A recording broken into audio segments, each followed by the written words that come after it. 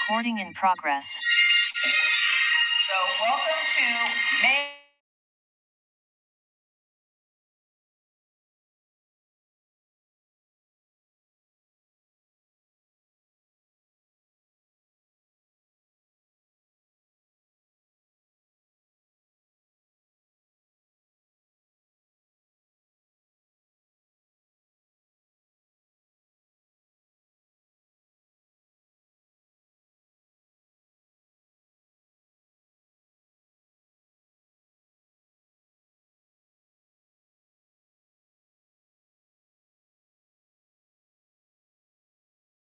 Committee Member Casey Flush. Committee Member Kyle Arnford is excused, as is Committee Member Lori Ariniello. Thank you. Committee Member Adam Marl. Here. Committee Member Frank O'Donnell. Here. Secretary William Gifford. Here. Vice Chair Andy Smith. Here. And Chair Denise McGriff. Present. So thank you again, everyone, for being here. We did receive a number of pieces of correspondence in the email over the last week or so. And tonight we have some members who are here for public comment, and we have space over there. So whichever Samantha or Nancy want to come up first.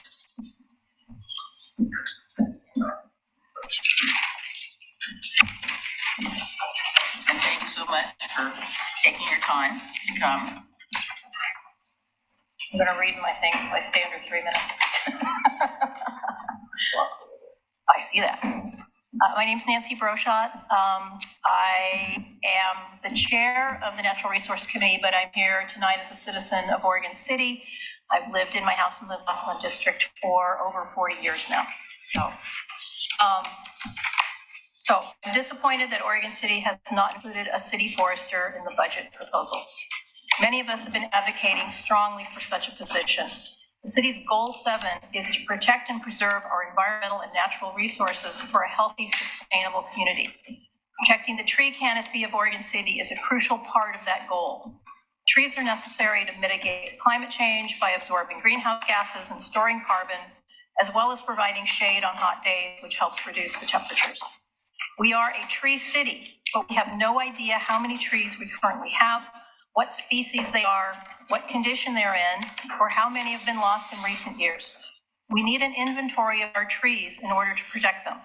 A city forester would direct such a task, which is too complicated to be done by volunteers, and we did look into doing that. A city forester would be qualified to determine tree health, which would save many trees from being unnecessarily cut down. Such a person would also monitor for forest pests, such as the emerald ash borer that are in Forest Grove, and they're going to be here soon. Knowing how many trees we currently have, combined with their state of health, will help tell us the status of our city's canopy. Right now, that's unknown. Our Public Works Department would benefit from having a person knowledgeable about trees and tree health. At present, their staff are tasked with determining if trees need to be removed, but lack the training that allows them to make those decisions with certainty.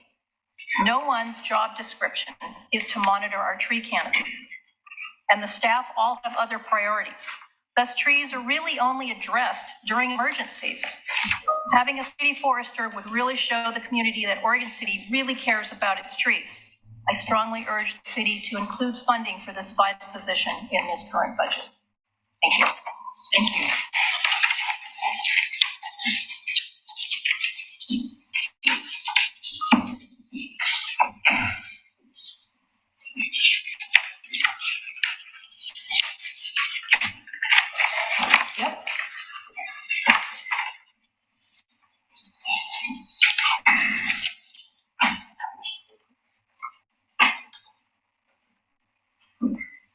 Hello, I'm Samantha Wolf. I'm Vice Chair of the Natural Resources Committee and citizen of Oregon City. I've lived in my house on Barclay Hills Drive since 2016.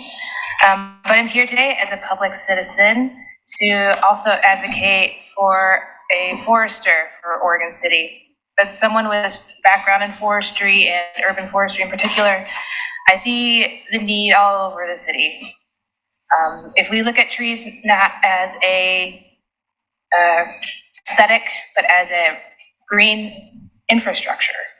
We value good infrastructure to provide the benefits for all the community, just like we provide sidewalks, sewers, and utilities. Trees provide similar utility to our citizens that deserve a licensed professional providing adequate decision-making for the care and maintenance of that infrastructure. So if you look at trees as infrastructure in that way, you want that licensed professional making that critical decision of when, where maintenance occurs, so that the investment that goes into each tree is maximized over its lifetime. You don't care for your sewers and you don't care for your utilities, you're going to see extra spending, you're going to see unnecessary decision-making going on, and inefficiencies occurring. So with a licensed professional such as a forester making those decisions, and making sure that all the decisions that go into tree care are conducted efficiently, effectively, and maximize your return on investment for each tree. That's all I got. Thank you very much. Again, we really appreciate it. All right. So we have a public hearing this evening on state shared revenue uses, and I will turn this over. I will open the public hearing and ask for Mr. Condoler and Mr. Zook to give us the report. Good evening, Budget Committee. Thank you for being here this evening. In your packet, or actually probably on your handouts in front of you, is a summary of the public hearing on state shared revenues. And essentially, by Oregon revised statute, budget law requires us to have a public hearing at this level, in front of the Budget Committee, on the possible uses of the state shared revenues. In the report that is in front of you is a summary of the different types of state shared revenue that we receive. We receive a portion of liquor tax, cigarette tax, marijuana tax, and gasoline tax. And there's also another line that's another portion of the liquor tax that has a separate process in addition to those other aforementioned taxes. So the chart here it illustrates what the city has received in the past two biennia, as well as what we projected into the next 2 years. And the League of Oregon Cities provides estimates on an annual basis, actually, and these numbers have been prepared in conjunction with that, as well as our own experience and what we've received. So in order to receive a portion of these state share revenues, the city has to provide at least 4 of the services that are bulleted in that list, which includes police protection, fire protection, street construction, maintenance, lighting, sanitary sewer, storm sewers, planning and zoning, and 1 or more utility services. The city definitely offers well more than 4 of those. You don't have to offer all of those, but we definitely offer at least 4 of those. So before June 30th, we have to take a couple steps. One of those is tonight, and we receive public comment on how we use those. I'll tell you how the city has proposed in the budget that's in front of you is most of these are received within the general fund. Only the state gas tax has specified use in a specific manner as to how it's used, and that's on transportation. And so it is recognized in our street fund, transportation fund. So each of these revenues is in the general fund and is used expressly to provide the general fund services. So tonight we give the public an opportunity in front of the Budget Committee to have comment on how those funds are used and make suggestions. And then from here, we would close the meeting. The action required by the Budget Committee is expressly to hear the public's opinion. When you come to the general fund or the transportation tax, the transportation fund, you'll have the opportunity in your deliberations to decide if you want to, how you want to respond to the public comment. Again, the city has proposed a particular use, and essentially those funds are fungible with other property tax, and they're not, again, expressly put towards specific use. When we get to that section of the general fund, we'll talk more about some of the history of how Oregon City has used it. In particular, the marijuana tax has had conversation about how it was used. And when do we want to do that? We will. My suggestion is that we cover that when we get to the general fund, and tonight we'll actually hit the transportation fund. I don't think there's a lot of latitude on how the state gas tax funds are used. They're generally used to put into roads and the projects that the Public Works Department uses. We'll cover the conversation when we get to the general fund will, I feel, is a great time to talk about the expressed public comments, and then how we want to articulate those. So that's my report. There's a little bit more detail on the written document that talks about some of the history of that, but with that, I'll close my report. So would you just briefly explain what state revenue sharing is? Because I'm not sure that people really know what it is. Great question. So all of these taxes that are listed here, again, the liquor tax, cigarette tax, marijuana tax, those are all referring to the tax that the state collects at a statewide level. We often refer to them as sin taxes because they're typically around these things that are vices to some.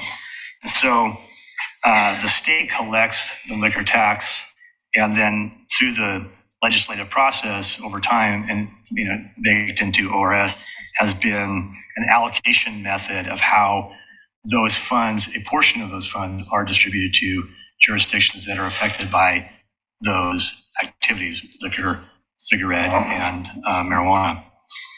What's that distribution based on? Population, usage, number of dispensaries? What? That's a good question. It's actually depending on the tax. There is population-based distribution, and then some of the marijuana tax does have an additional piece where if you are a city that has not banned marijuana activity, whether it's production, retail, wholesale, in your community, then you can participate in the state shared revenues. So, but most of these are based on a per capita calculation. State does that, and they distribute it, and we use the League of Oregon Cities. They have lobbyists and folks that are connected with the state legislature financing office that help us with those and see the trends of that revenue stream. They're not, some of them can be volatile. Marijuana, for example, is dependent on the price, and that price has been probably up and down like a stock market. Some of these are actually declining over time. They continue to decline. And that actually presents a little bit of a risk to the city, how we use those and how we rely upon those. Many of them have been established for a long time. Of course, the marijuana was the most recent established tax in the mid 2010s, I believe. So. Are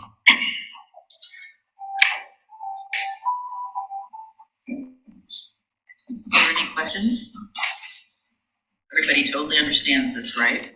Well, we get the general idea. Yeah, hang on. Yeah, so go ahead, Michael. Just to make sure I understand, when you talk about the additional 14%, is that included in these numbers that we see here? Right. Yeah, it's really the liquor tax is split between two percentages, and the 1% is detailed out in the line that says state revenue sharing, and then the second one is called state liquor tax, and they split those out because they're allocated on different methodologies, and so they when we receive those receipts, they're actually delineated separately. So Okay, but it's not an additional 14% that we're not seeing here. Correct. This is the entire The picture. totals. Yeah, Okay, I thought so, I just want to make sure. right. And is that actual or is that we're projecting? For the proposed budget is a Also projection. projection. Yeah, Because I mean, we don't know exactly what that's going to be until it actually comes in. right. Like I said, some of these more consistently trending downward over the last 20 years I've been doing this. The marijuana tax has been part of the environment of the marijuana tax is a portion of this. Actually, I should clarify that the city of Oregon City has two marijuana taxes it collects. One, it collects from its local taxation that the state actually collects for us. They actually do that in conjunction with their own tax, and then they give us a portion of. They give us our 3%. The state tax is a separate portion that goes through the allocation process. That revenue stream was affected most recently by Measure 110. 110. That reallocated and actually capped the amount that is allocated through the state revenue sharing program. So the city is actually getting about a third to a quarter of what it used to get Because due to of the that change, redistribution yes. of that I think revenue too. I asked Mr. Conkel to reiterate that very clearly last time, and so we will reiterate it again. Because it is a critical piece of information. To be clear, though, the local marijuana tax is not included on this piece of paper. Just state. This is all about state revenue sharing. So, Right. Yeah, I know that from just reading, the market has been saturated for that particular commodity. And people are, the price of, the state just raised the cigarette tax again last year. So that is decreasing because less people are smoking or they're doing something else. But yeah, just looking at that across the board, it's definitely gone down.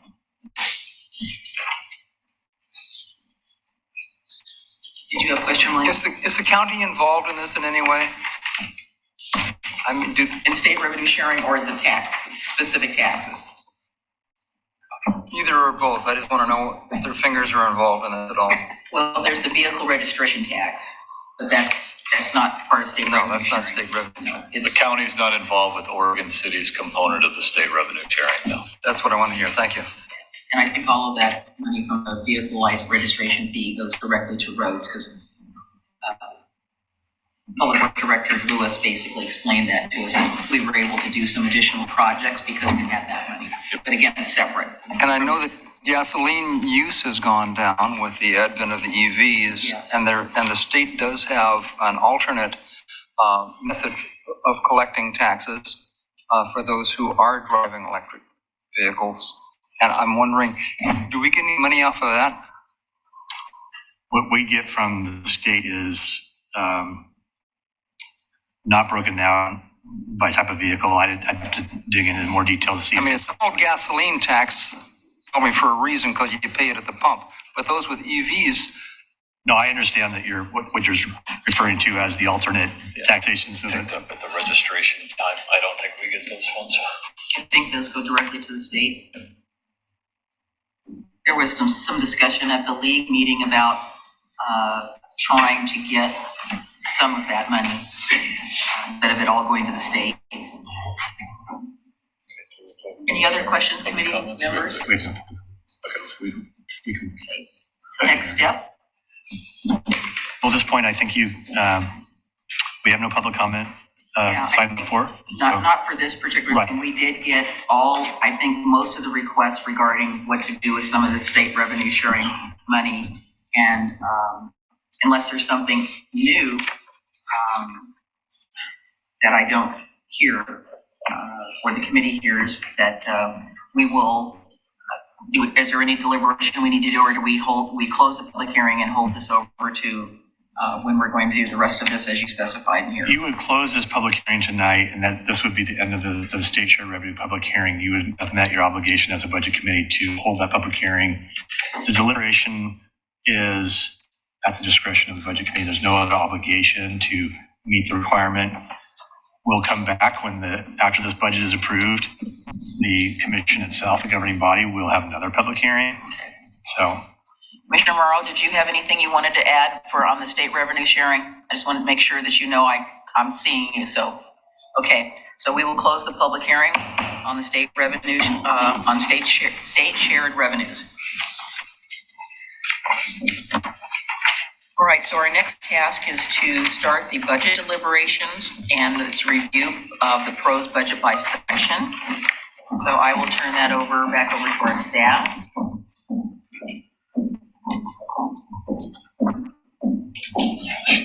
And is it your intent to get through all the sections tonight? Because I see we've got 6 and 7, which is approved budget and approved property tax rates, et cetera, and then, So I apologize. Can we back up one agenda item? I was just saying, this is what's after that, so. No, yeah. I'm sorry. Yeah, On the state shared revenues, Yes. we should have requested that the committee make a move to receive the funds. Yeah, that's what I'm. And that's why I was asking, is there anything, I was reading your thing here. yeah, my bad. So, all right, so let's reopen that public hearing.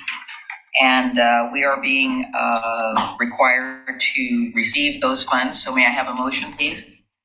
Motion to receive the funds. Second.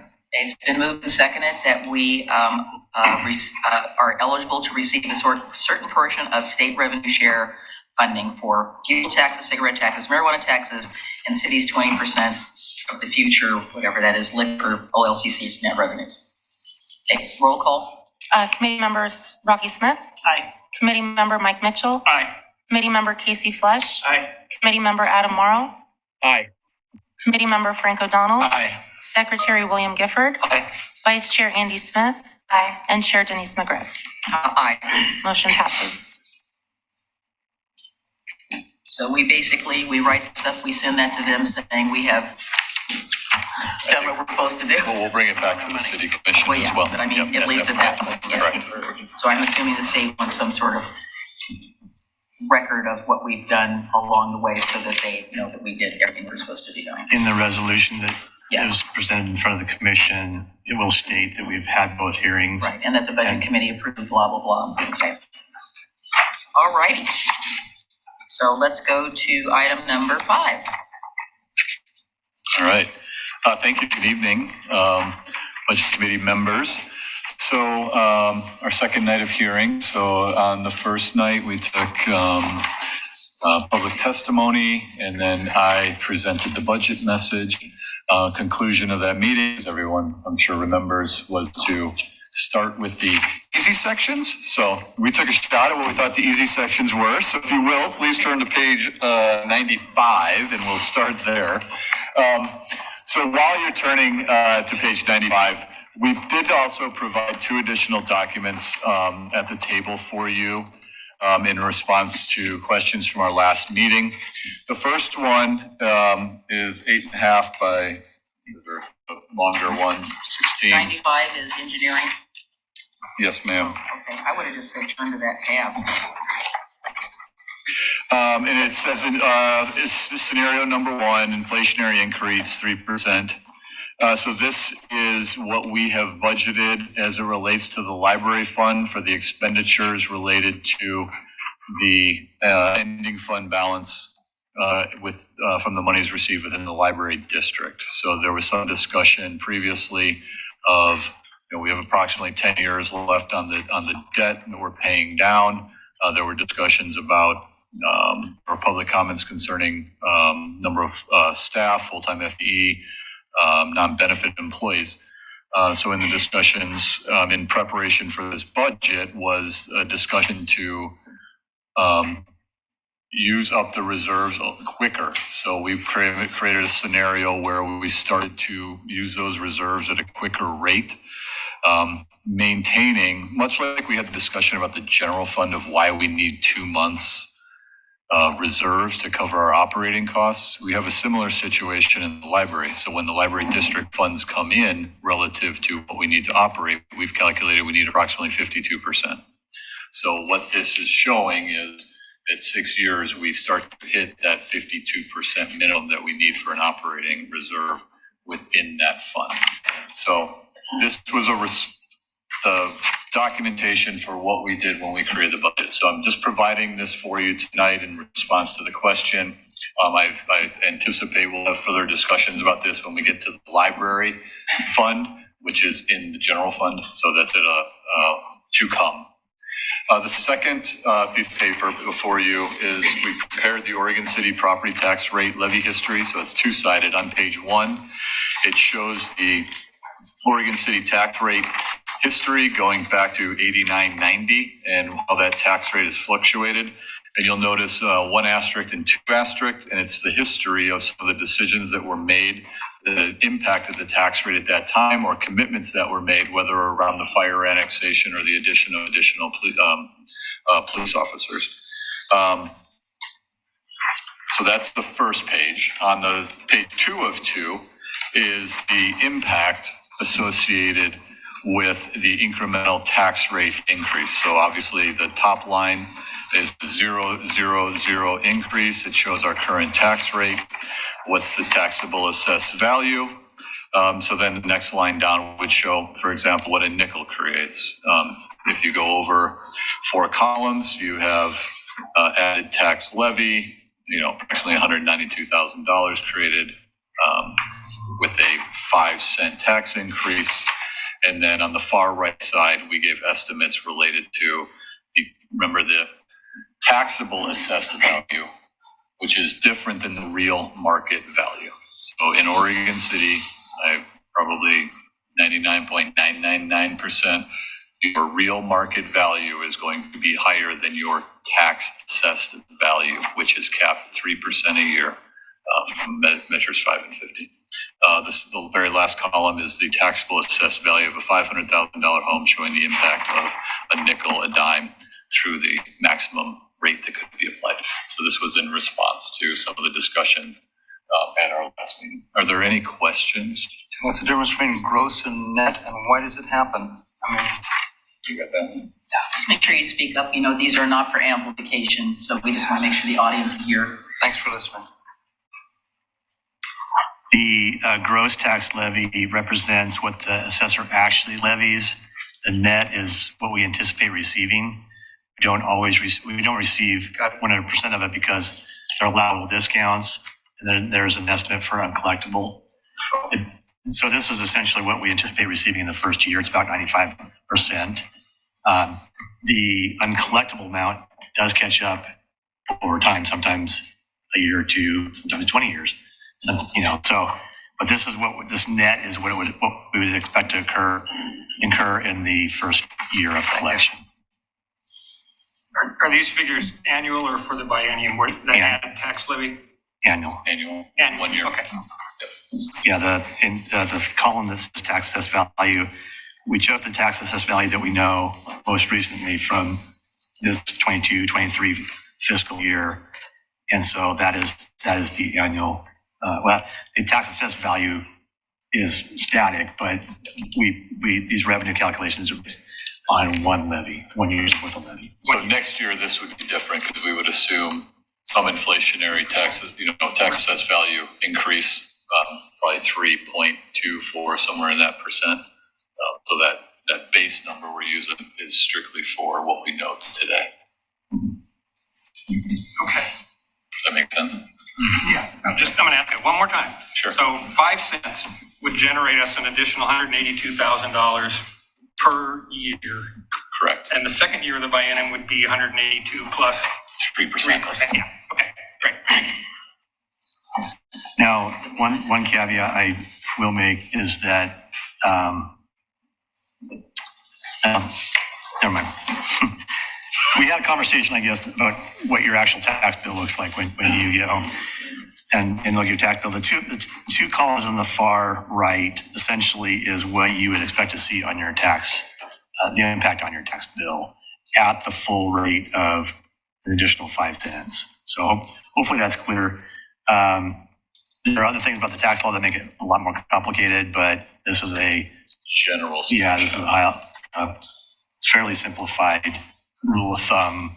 And I presented it in the form of a matrix so that if not today, if not this year, any point in the future, all you'd have to do is essentially adjust the tax assessable value to whatever that new year is going to be. It might be 4 million this coming up year. And you can just use the sliding scale, pick what you want. That's the discretion of the committee, though. So.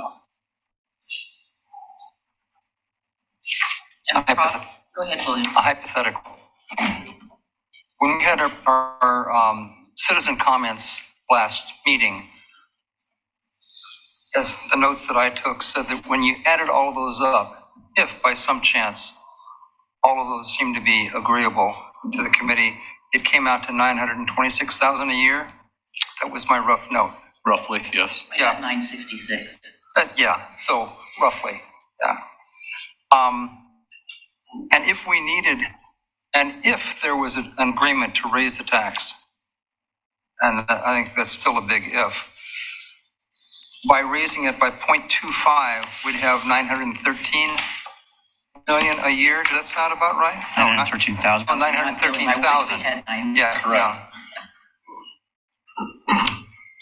So that's nowhere near what we would need if we wanted to fund all of those requests.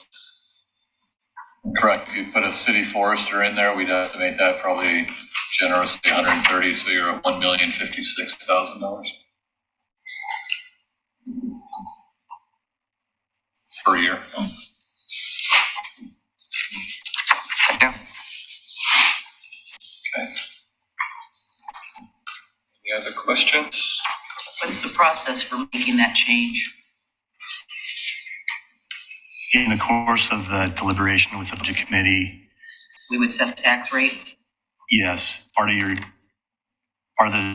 the approval process is to approve the amount of the budget in its entirety, not by fund, but Right. 281 million, et cetera, and also to state the tax rate that this budget committee would approve. There's, I was just going to say, on the backside of your agenda, essentially we're approving the budget amount, the tax rate amount, Oh, right. and the general obligation bonds. So we'll Then walk wouldn't it make through. sense then to go through the budget, see what we all agree Oh, I'm on? not saying we're doing it now. I'm asking the Yeah. question. Okay, I just want to be, as we're going through, then we can see where we end up and what we need and what yeah, exactly. number on the tax rate would make sense. Exactly. So the process is, so as long as we are staying under the cap, we're not going out and asking voters for this, or we're not putting anything out.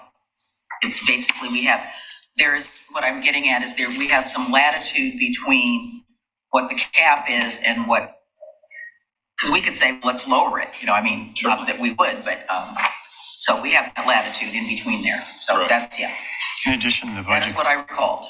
Correct. In addition, the governing body, the commission, actually has a second opportunity to change the approved budget, which would include the tax rate as well. So just the next step beyond that would give the governing body that opportunity.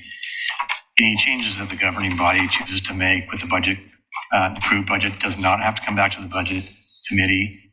What does have to happen is there are limitations on how large of a adjustment they can have without a second public hearing. So my maybe hopefully last question is, what information do we get from the county assessor? I'm assuming they make some sort of projections about possible collections, what they're not going to be able to collect.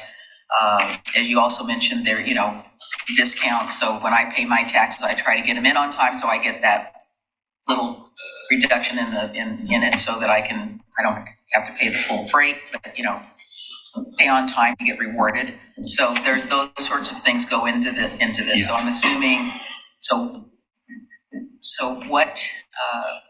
When do they start giving us some idea of what they think is out there in the landscape? They've already started that process. Yeah, they've given us, fortunately, it's county by county. Clackamas County does a really great job of providing those estimates.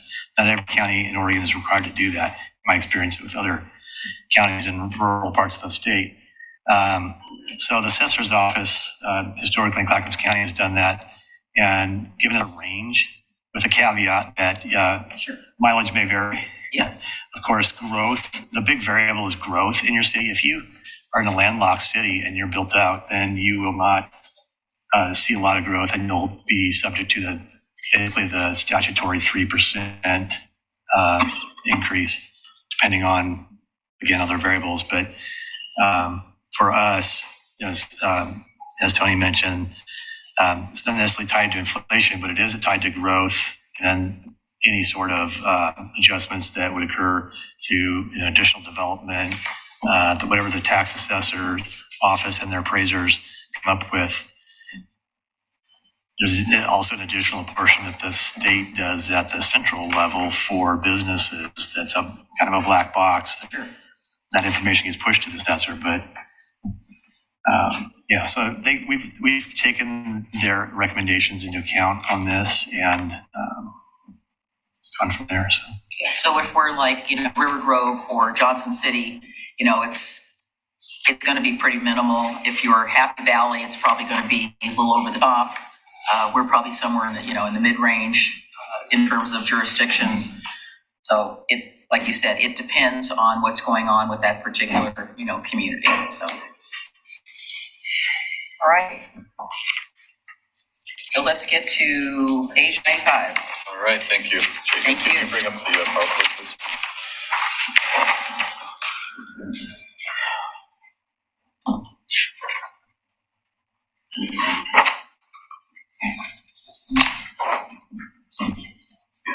All right, so as I stated earlier, I gave you the general budget message, and now we're going to walk through each individual fund. Once I present the fund, I'm going to stop, answer any questions that there may be, and then once we're done answering questions, we'll move on to the next fund if everyone's comfortable with that. So once again, this is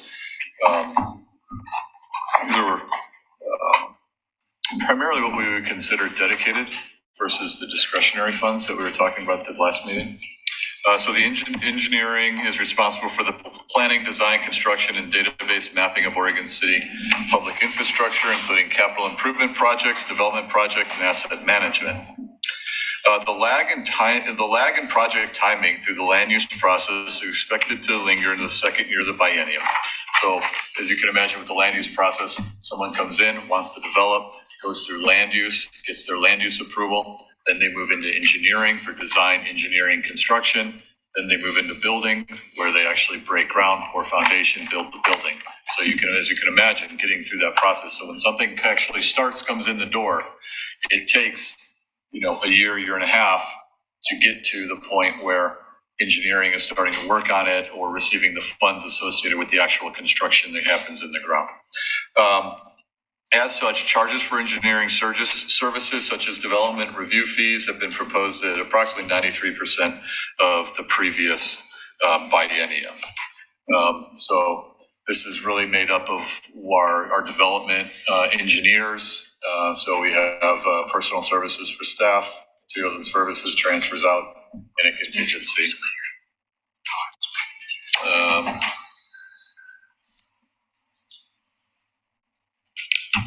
Any questions? I would recommend looking at page 98 if you have budget highlights or specific questions related to this fund.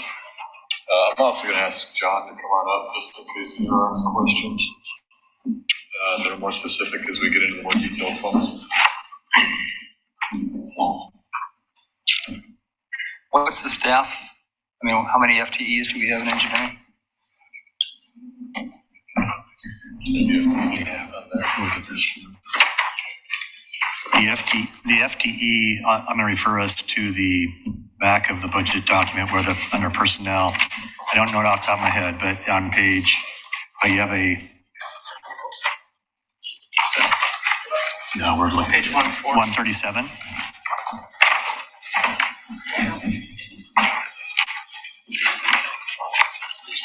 We got 12 and 137. So the bottom of page 137.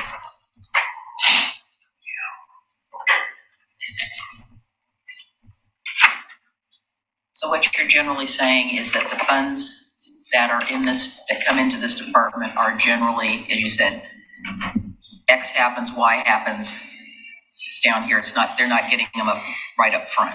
No, not, the significant portion of their funds come when it is time for grading, erosion control. So do we divvy up any of the pre-app by department? I believe there's a slight breakdown of pre-op. Okay. That's what I kind of was remembering, so. Yeah. Okay. Mhm. Pre-op funds are relatively insignificant. Right, they in are. the grand total. Yeah. The reason that I asked about FTEs was that if there's a reduction of 7%, it's gone down to 93%. I'm just wondering if there's going to be some sort of a corresponding adjustment to the FTEs. No, there's not. We're still in this. We've traditionally included approximately $100,000 general fund transfer over. It's not, because of the size of our departments, it's not just strictly development. They do work for other utilities.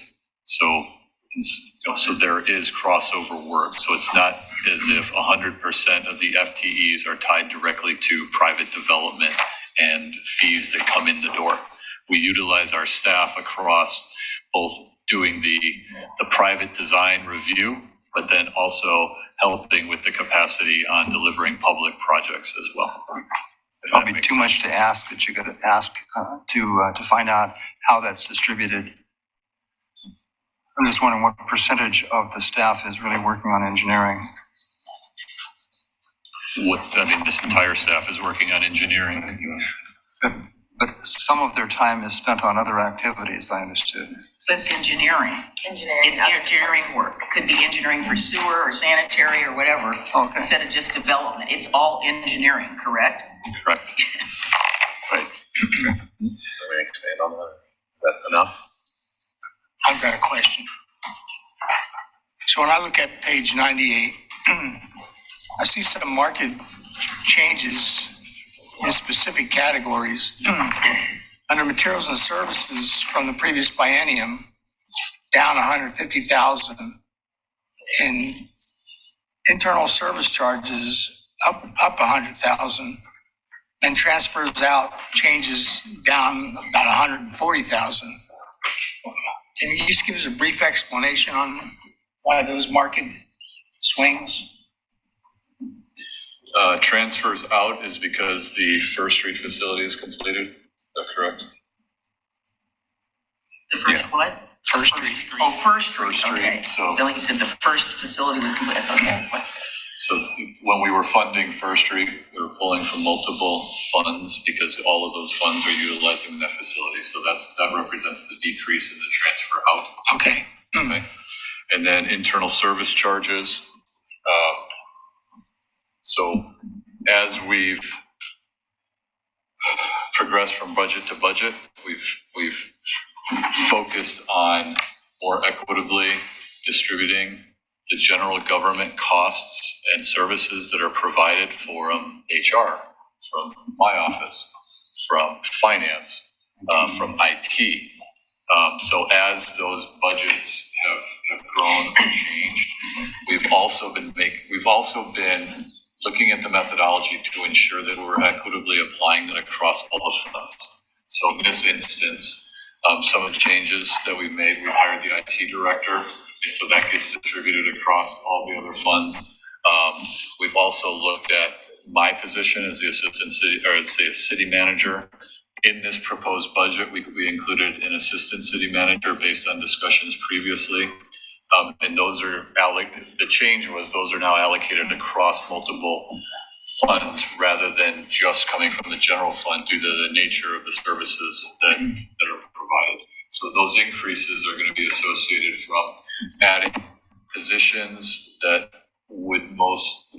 should be allocated across the entire city because of the nature of the work that is done, and then adding FTE that went into that total pie that gets distributed. Does that make sense? Sure. And then I'll ask two questions. The professional and technical services is way down, and that is because That's because that's where we carry a lot of our miscellaneous services for hiring a professional, whether it be an auditor or our legal fees or consultant services. So it's kind of, if we see that need on the horizon, we plug in a placeholder for it. And in this budget year, we're seeing less of that.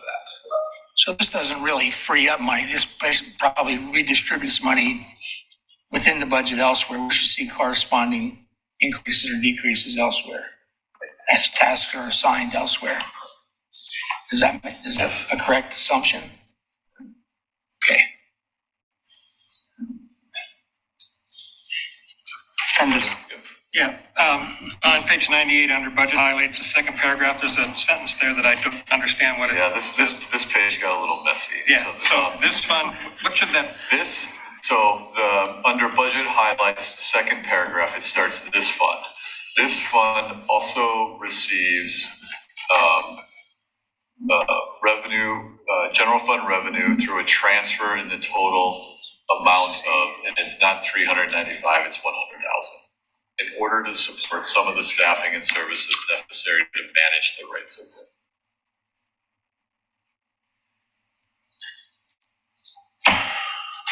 And then there's that the 110, 50, and 30 doesn't add up to 250. Right. So that civil engineering line item should say 90.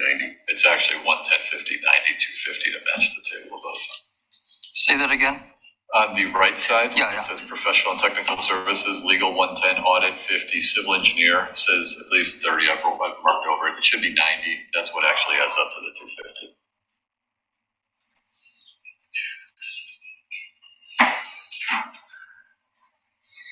To complement Mr. O'Donnell's comment, and that I think would have been a little more clear, I realized why I had flagged page 136 when you had us turn back to page 137. 136 was the first page in this document that I noticed a column called change. And to be able to see that percentage change as either or both a dollar amount and a percentage would be very helpful on some of these, because otherwise you're flipping back and forth in your mind trying to compare what was it last budget. Yeah. And to see a percentage change would pop out those things that are significantly different.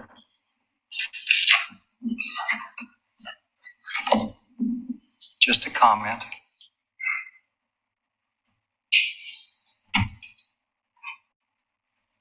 Any other questions related to this fund? Nope. Right. one down. 99 through 102, so we're moving to the transportation fund. I'd recommend focusing probably on page 101, which are the expenditure revenues as well as the budget highlights. The transportation fund accounts for two organizational units, transportation and pavement maintenance. General transportation expenditures include staffing and materials and services for general maintenance and construction, funded by gas tax revenues and Clackamas County vehicle registration fees. The pavement maintenance fees fund funds the annual pavement repair and roadway reconstruction contracts. These revenues and expenses are kept segregated for accountability. Materials and services include the pavement maintenance program, which includes $1.7 million of contracted services and materials.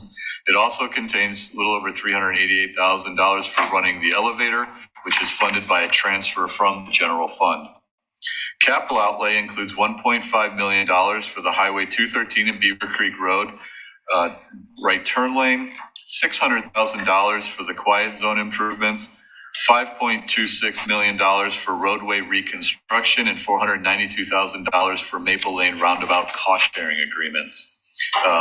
So once again, we have the general personal services and material services on page 101. We also have an additional list of capital projects on page 149, if you're interested in the specific capital projects.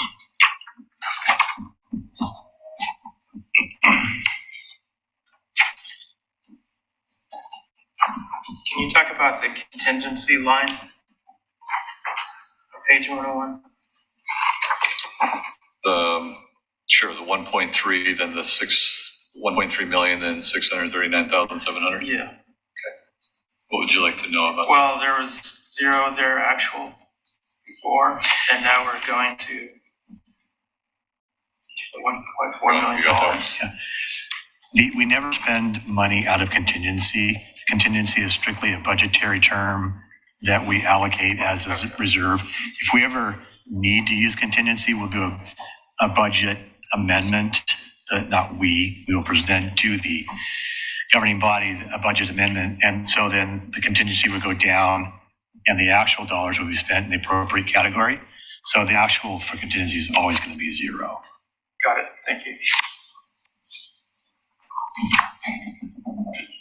I did mention the $388,300 for running the elevator. That's a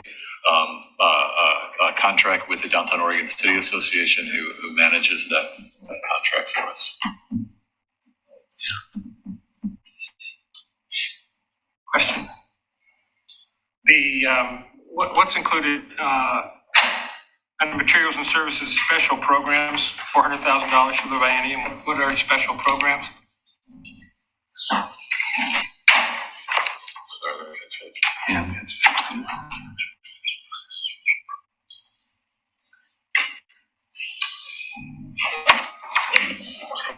I think this is this the consulting one or? That's the second one, I think. Say, Mike, ask that again, just so So this is, I believe this is the sidewalk assistance program. That's. Oh, Yeah. yes. Okay. Yeah, we allocated $200,000. Okay.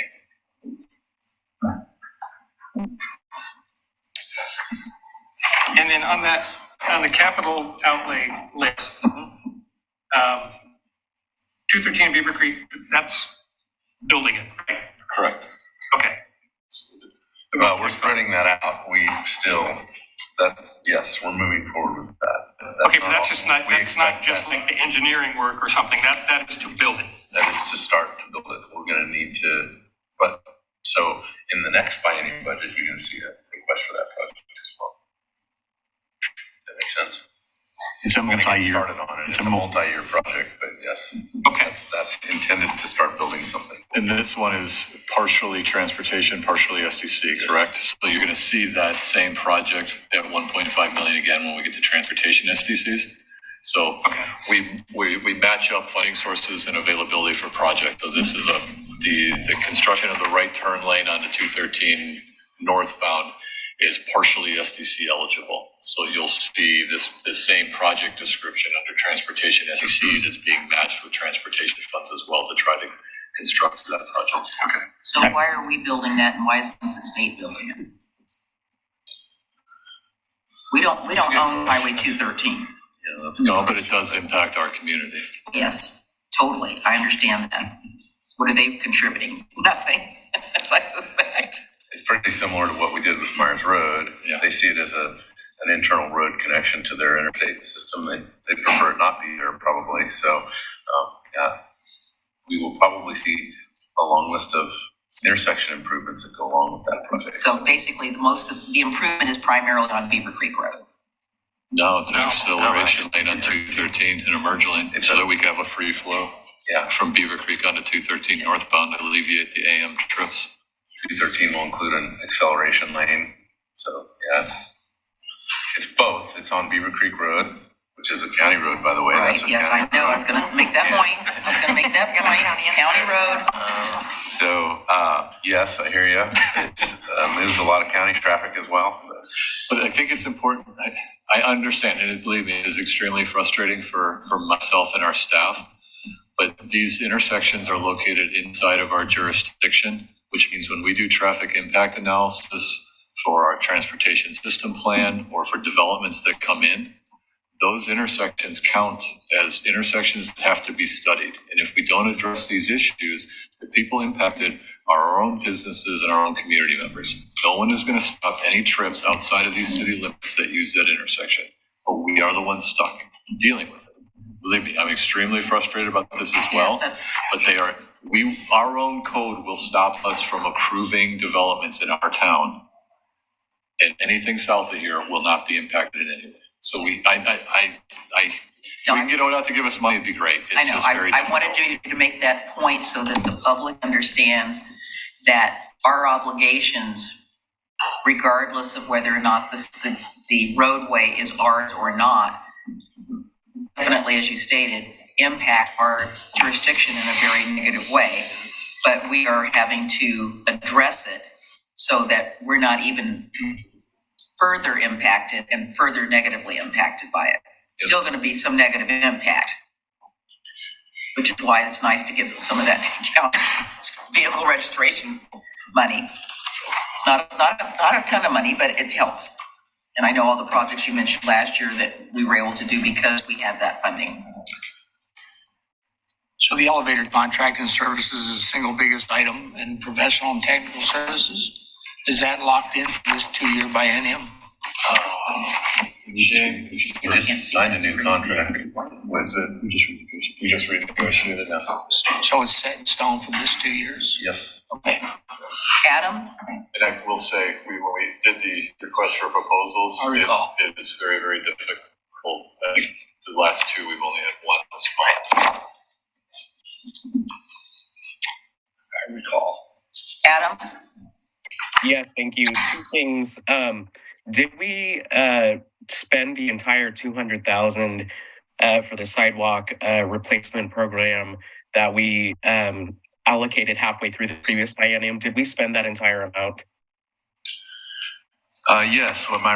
So the first year was successful. I think we actually overspent, and we brought that to the commission.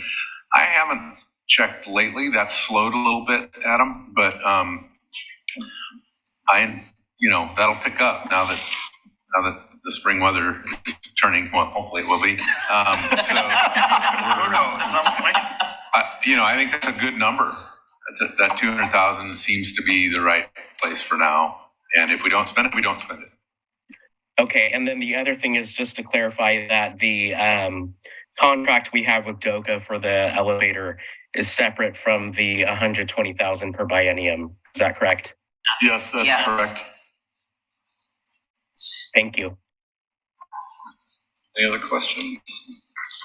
Just a small one. I had circled on page 99 the other financing sources of $20,003, which I'm just curious where we got the $3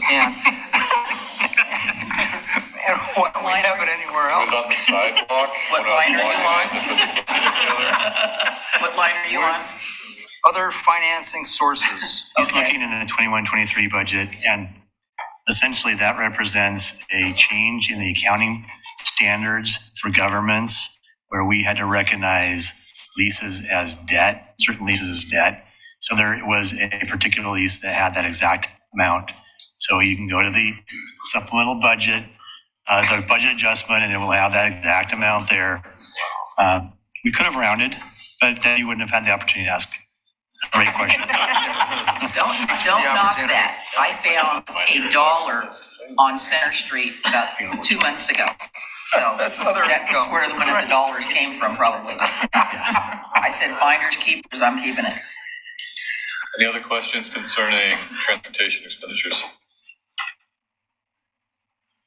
I'd ask maybe just flip over to page 102, which is the pavement maintenance expenditure. So this is funded pavement maintenance utility fee that's collected. I think John and his staff do an excellent job of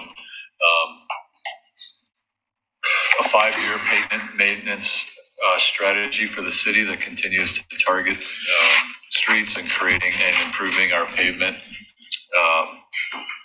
I think index, our pavement maintenance index.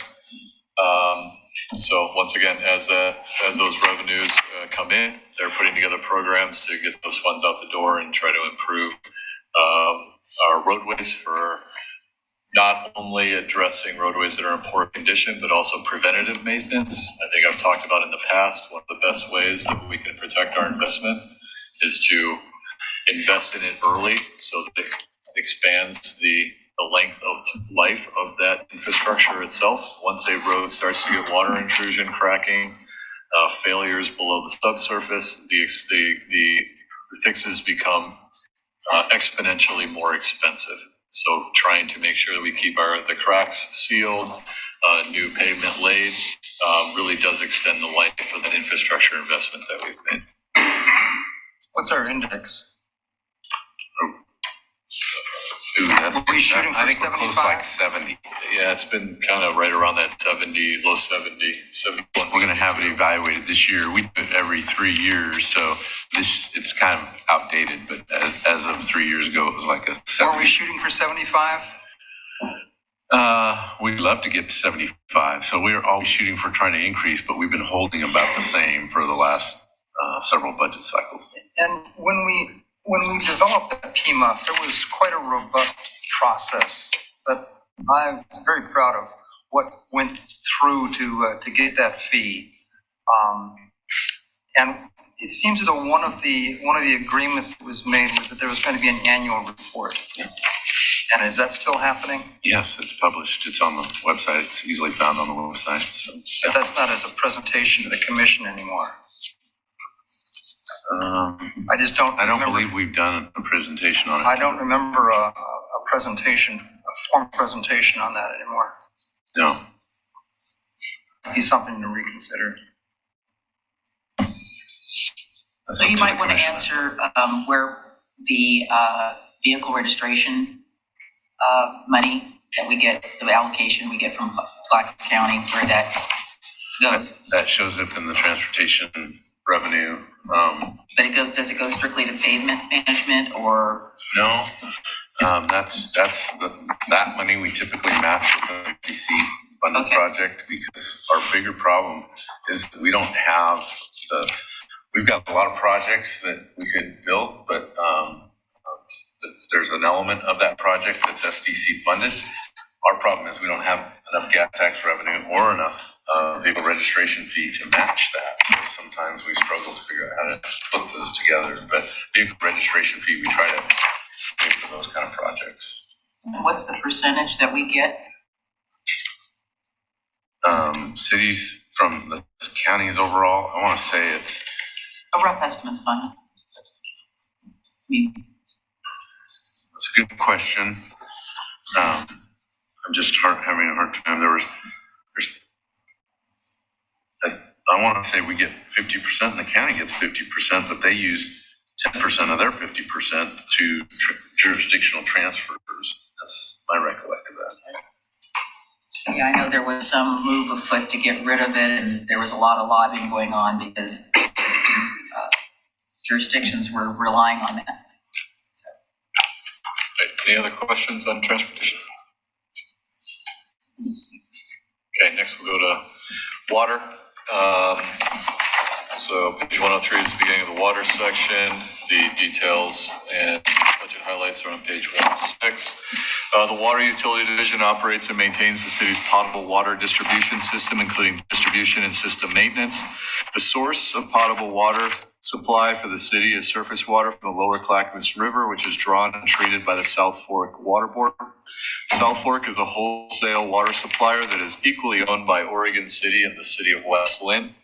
The proposed budget includes approximately $4.3 million in water purchases from South Fork, an increase in consumption based on the prior biennium, and a 4% annual rate increase, and approximately $2.1 million in capital projects, including pipe replacements and upgrade projects. Additional information is in the water fund is located on pages 103 through 106. And as we move through this, you're also going to hear a term called WIFIA. That's the Water Infrastructure Finance and Innovation Act. So we are currently working to receive approval for that additional funding through that WIFIA program. So I stated the payment for water purchases are approximately $4.3 million. Pipe replacement projects are approximately $2.1 million. Pipe upgrades, including Malala Avenue, Beaver Creek, Fairway Downs, and High School Lane, are $5.2 million. Potential WIFIA support, $2.1 million. And then other projects, approximately $145,000. What does WIFIA stand for again? Water Infrastructure Finance and Innovation Act. I didn't see that in the glossary. I was, glad you explained that. Program. Just make this, Questions? yeah, you get this big number.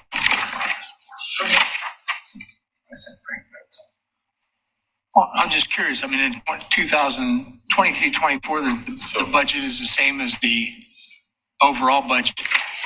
So if we, on page 103, Is that your budget? and, If you look at resources, proposed budget for 23, 24 is 8,137,000. Then there's the secondary budget in 24, 25 of a lower amount, and then the total budget is identical to the first number stated. I can explain that. Because we're on a 2-year budget, we really only have one beginning fund balance and one ending fund balance. For the biennium, for the 2 years, the beginning fund balance is always going to be what occurred on July 1st, 2023. So this line is one of the only two places that it's not an addition of those two columns. It's really only, for the 2-year period, you're going to take the beginning of the first year. And at the end of the 2-year period, your ending fund balance or your contingency is going to be what remains at the end of the second year, not a combination of the 2 years. It's simply a math issue. Okay. But it does, I'm glad you brought the question up because it can add some confusion and makes a little bit of programming work in the Excel. So. Question on page 103 on that, on the resources in the 2021-23 amended budget, intergovernmental 5,000,006. What was that? That was the portion of the American Rescue Plan Act dollars that was allocated by the city to water projects. Okay. Thank you. Yes. Julian? In the middle of page 104, on the right column, halfway down, there's an interesting statement talking about under accomplishments. It says initiating the Main Street. Any idea what that means? So we're currently so that was an accomplishment, you're saying, so we're initiating the Main Street project. We weren't sure if we were going to be done with that at the time. So right now we're doing the water line in Main Street between 10th and 15th. So I think this just means we're initiating that particular project, and could have been explained a little bit more. We're basically initiating. Or maybe just put it in the past tense since it's an accomplishment. You initiated it. Yeah, I didn't want to leave the impression that we had finished it. You haven't finished initiating. Okay, that's fine. I got it. still banging away down there. Yeah. Yeah. Try going down there at 10 o'clock to Renee's. Get in. No thanks. Let's move on. Any other questions? I see our ultimate contingencies are lower than ever. Is that a decision we made? So that's an important observation. Because of the WIFIA loan process that we're in right now, and the fact that we've been invited to apply but have not yet been approved, it is not reflected in this budget. Okay. If the loan is approved, we will be adding loan proceeds as we draw them down. So it's like a construction loan where when you need money, you draw it down. But we purposely did not include that in here. I mean, the contingency would be, okay, don't get approved for some unforeseen reason. We still have these projects to do, and we would recalibrate, John and his team would recalibrate potentially on the timing of this. These are all identified projects that need to happen anyways. So it's not like the need goes away if the loan doesn't get approved. It was purely a matter of timing and recognition of the fact that we don't yet have that loan. So great observation. Next. We'll jump to wastewater. Begins on page 107. Budget highlights are on page 110. The wastewater utility division maintains the city's wastewater collection system. The city's wastewater system includes 14 pump stations and 136 miles of both force main and gravity pipes, all of which serve over 10,900 customers. Once the wastewater is collected, it's treated by the Tri-City Service District. The proposed budget includes $15 million of pass-through payments for wastewater treatment and system development charges received from city customers and remitted to Tri-City. The budget also continues funding to implement the infiltration and inflow, or I&I reduction program, beginning with high-priority areas in the McLaughlin neighborhood, Settlers Point Drainage Basin, and Kenema neighborhood. Total capital outlays of $24.1 million include $867,000 in pipeline renewal and replacement. Details of the budget projects are on pages 107 through 110. The inflow and infiltration projects at $21.2 million.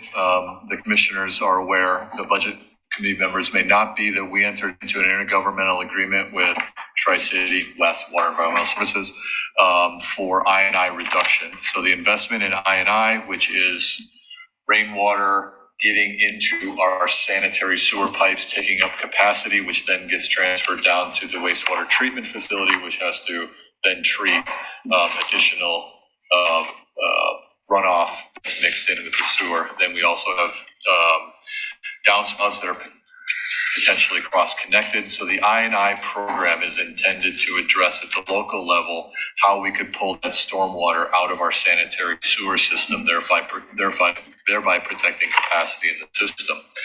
Through that IDA with Clackamas County, we anticipate receiving approximately $7.1 million to use towards those I&I projects that have been proposed in this budget before you tonight. With that, I'm happy to answer any questions.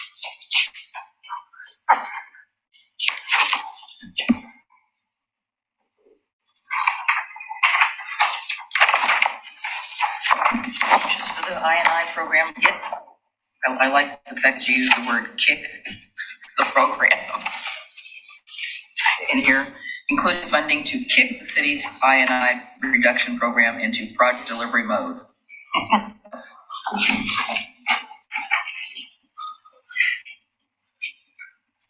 Move on to the next one.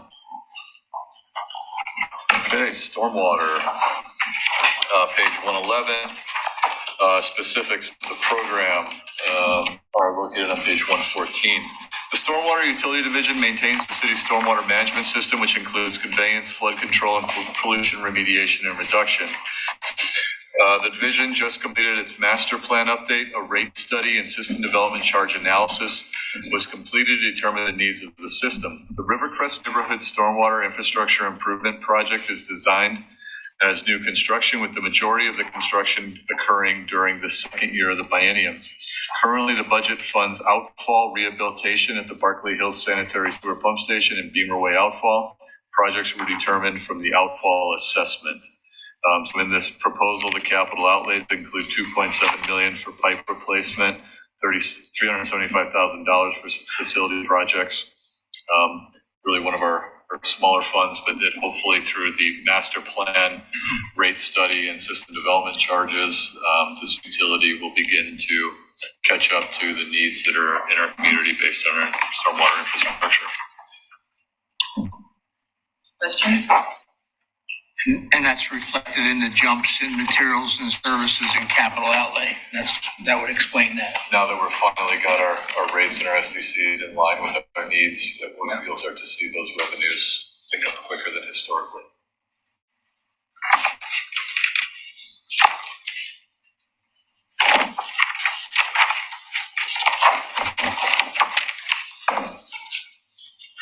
Next we'll go to system development charges. System development charges, or SDCs, are charged as part of the permitting process for new development. The purpose of the charges are to fund future capacity increasing projects as required due to growth. Oregon City imposes and expends system development charges according to Oregon state law.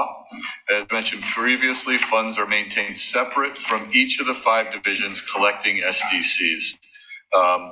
So on this slide, we see some of the specific larger system development charge related projects that we're looking at. So here's the 50% match for the Highway 213 Beaver Creek Road, the Holcomb Boulevard bike ped improvements for 2.6 million, Beaver Creek Road. What is ARTS again, John? Yep. So this is essentially a project tying in our lights, our traffic lights, so that we can have more better capacity and flow along that system there. Main Street ADA, American with Disability Act projects. The land acquisition is related to the parks system development charges for potential property in Park Place area, and then water transmission improvements for $2.7 million. What does ARTS stand for again?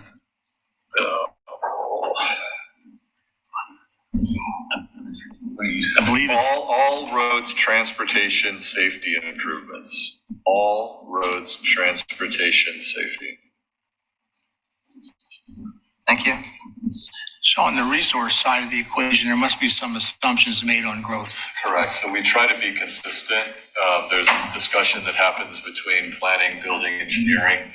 Well, we keep a pretty good log of how many permits we issued, how many building permits have been issued, just to try to see if we can get a historical trend by single family, multifamily, commercial, industrial, and then a little bit of 2 years from now is going to submit. I mean, there's a little bit of massaging going on here, but we try to be consistent with we utilize historic data as well as folks who have come in for pre-ops or inquiries, so that we can try to get that estimate as close as we can, realizing we're looking 2 years out at potential development here. It really does make the SDCs, the planning fees, building fees, and the private side engineering fees kind of difficult, just because there's assumptions. There are assumptions that you're off by 10 to 15%. It does have an impact.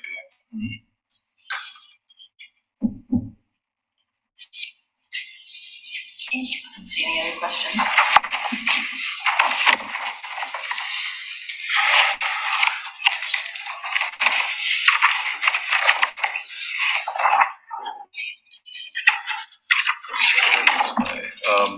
So community facilities is page 123. Excuse me, just one question. I wanted to ask about the parks SDCs. Are they on a par in terms of what we are asked, what the SDC is to the other SDCs? No. So if all the other SDCs, if there's $5 for transit for storm, $6 for whatever, what's the SDC? Well, I guess when I hear on par, I think that we're currently doing the Parks and Rec master plan. Right, and that's so this will be the last master plan that needs to be completed to identify the capital projects that are necessary to accommodate growth. From that, there'll be a decision of okay, we need X new parks, X new bike lanes. That's attributed to growth. That's going to equal a certain amount of money, divided by what the anticipated future growth is. That's what the new system development charge for parks is going to be. Then it's a political decision as to what that rate is set at. We have not updated our parks SDCs in a significant amount of time. So when I say are they on par, they're not. I think of them in terms of not being updated recently to reflect the needs of the community. Perfect. So page 123 is community facilities.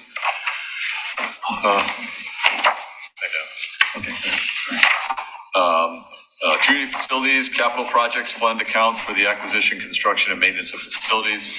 So really on page 123, at the very bottom, you see the breakdown of the community facilities fund. And what you see here is a portion of that, the public works facility.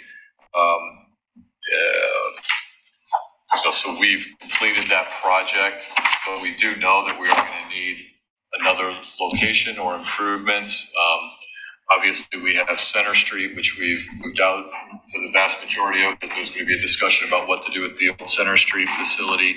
We have the new facility at First Street. We've just acquired land for a brand new reservoir south of the city, but then we also have, for example, the Mountain View Reservoir. We did a master plan for that about 15 years ago. So part of this has always been utilizing utility funds or general fund, trying to put money away, knowing that there's life cycle to these buildings and these facilities that we're going to need to address. And historically, we have been, with the exception of the library and the Robert Lipke Safety Facility, it's really been accumulate the cash on hand and paying cash as you go, kind of a pay-as-go mentality. So this is a reflection of that. So within this fund, you see the Public Works Facility, the Public Safety Facility. So this is where the funds from the Community Safety Advancement Fee are located here. They're then transferred from here to pay down the debt on the building. So we have our yearly debt payment associated with the bond to build that facility. The library facility, you can see there's a drawdown there for improvements to the library building, and then just general facilities is really just thinking about whether it's the city hall or the community development building. So you can see relative to what it would cost to a building, we're of a little bit.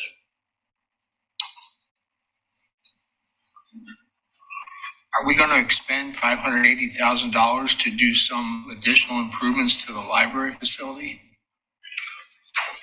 Okay, that's correct. I'd like to know what that is. Yeah. Here comes Skip. Right, sitting right here while John's up here still.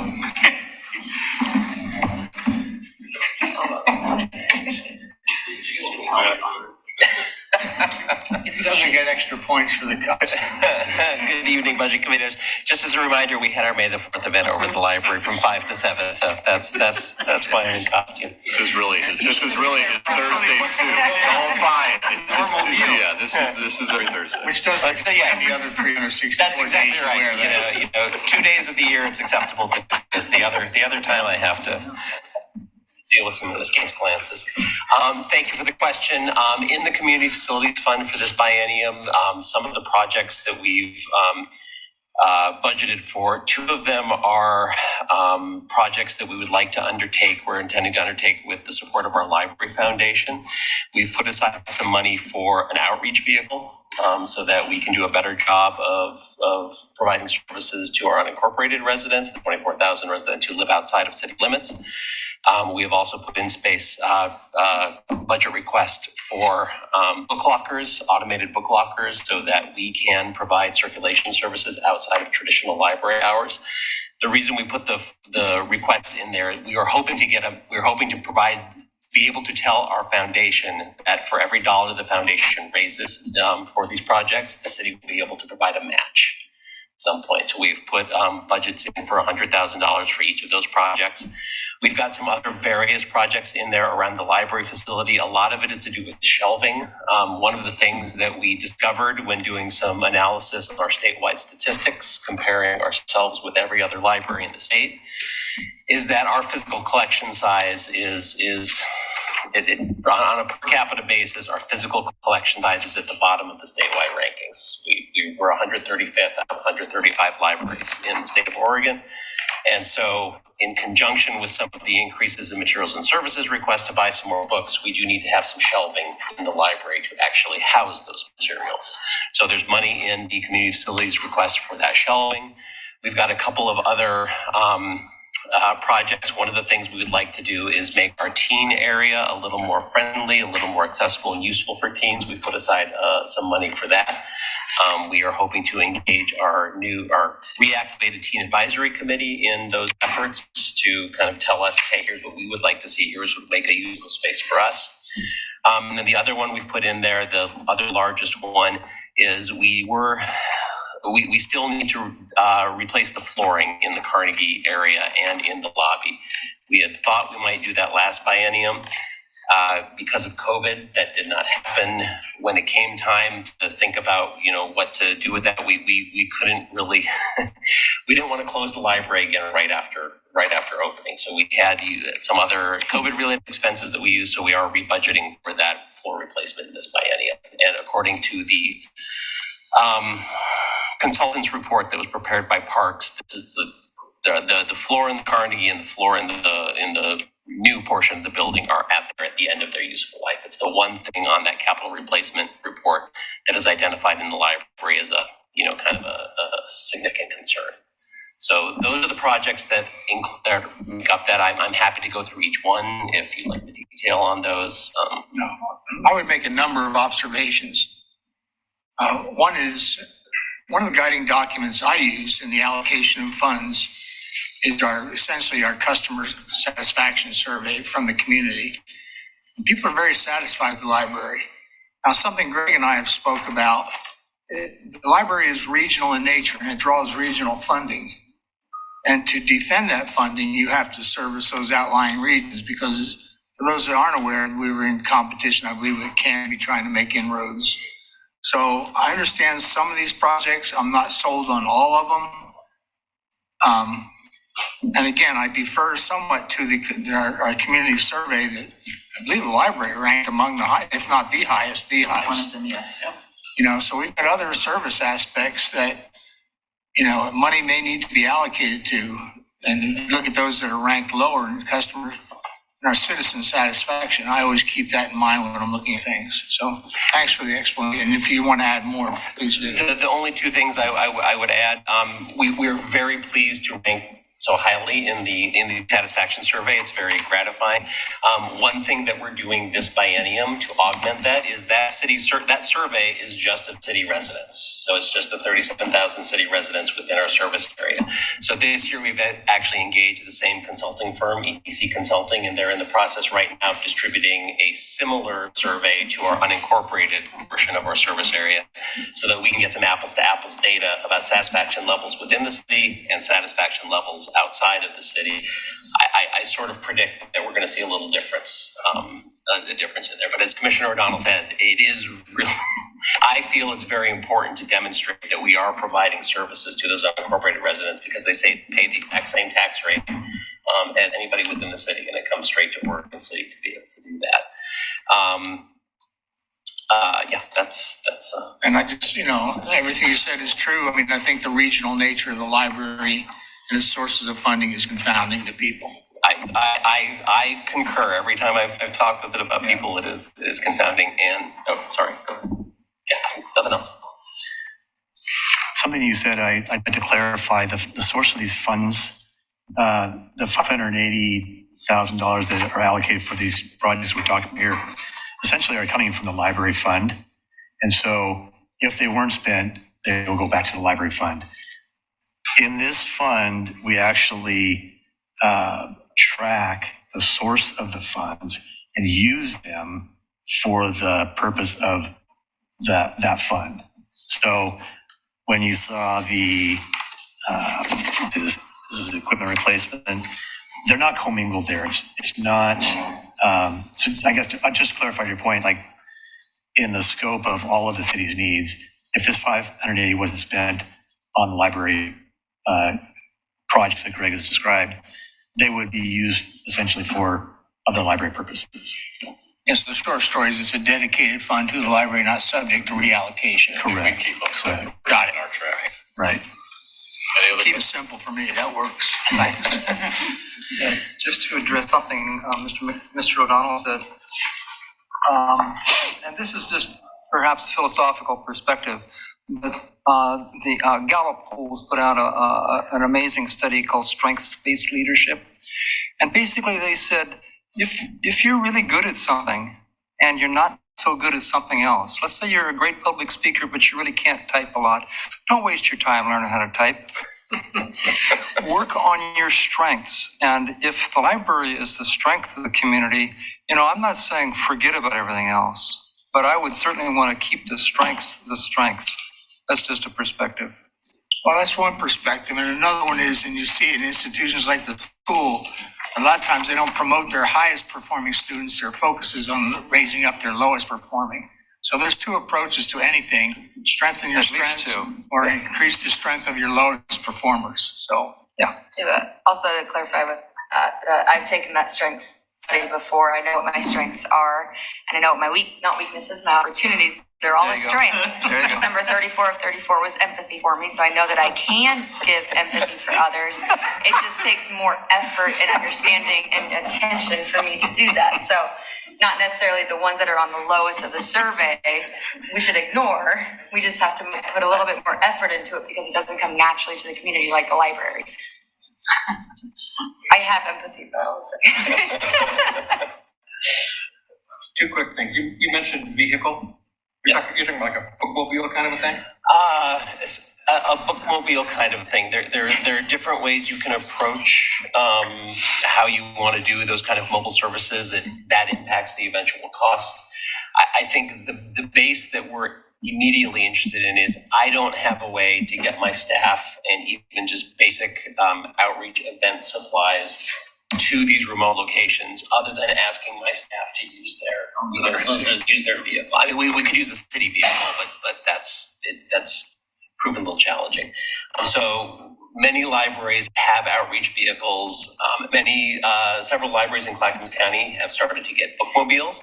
I went to the OLA conference, Oregon Library Association conference recently, and just saw a really great, really cool bookmobile.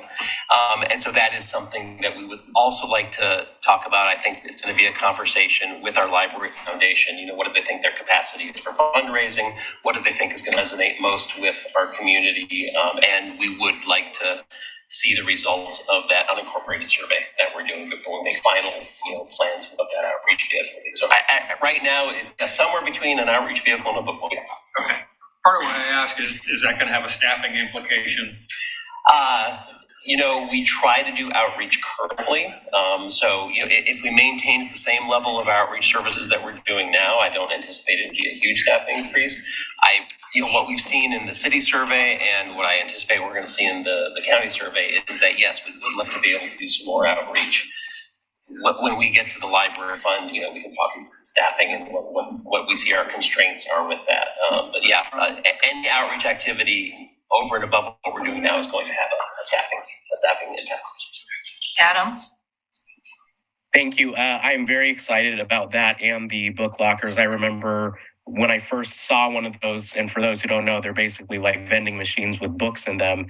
When I first saw one, I talked to Greg about it, and he had mentioned that it'll likely be in the upcoming budget. So I was wondering how many are requested, and if you've started at all scouting locations for those.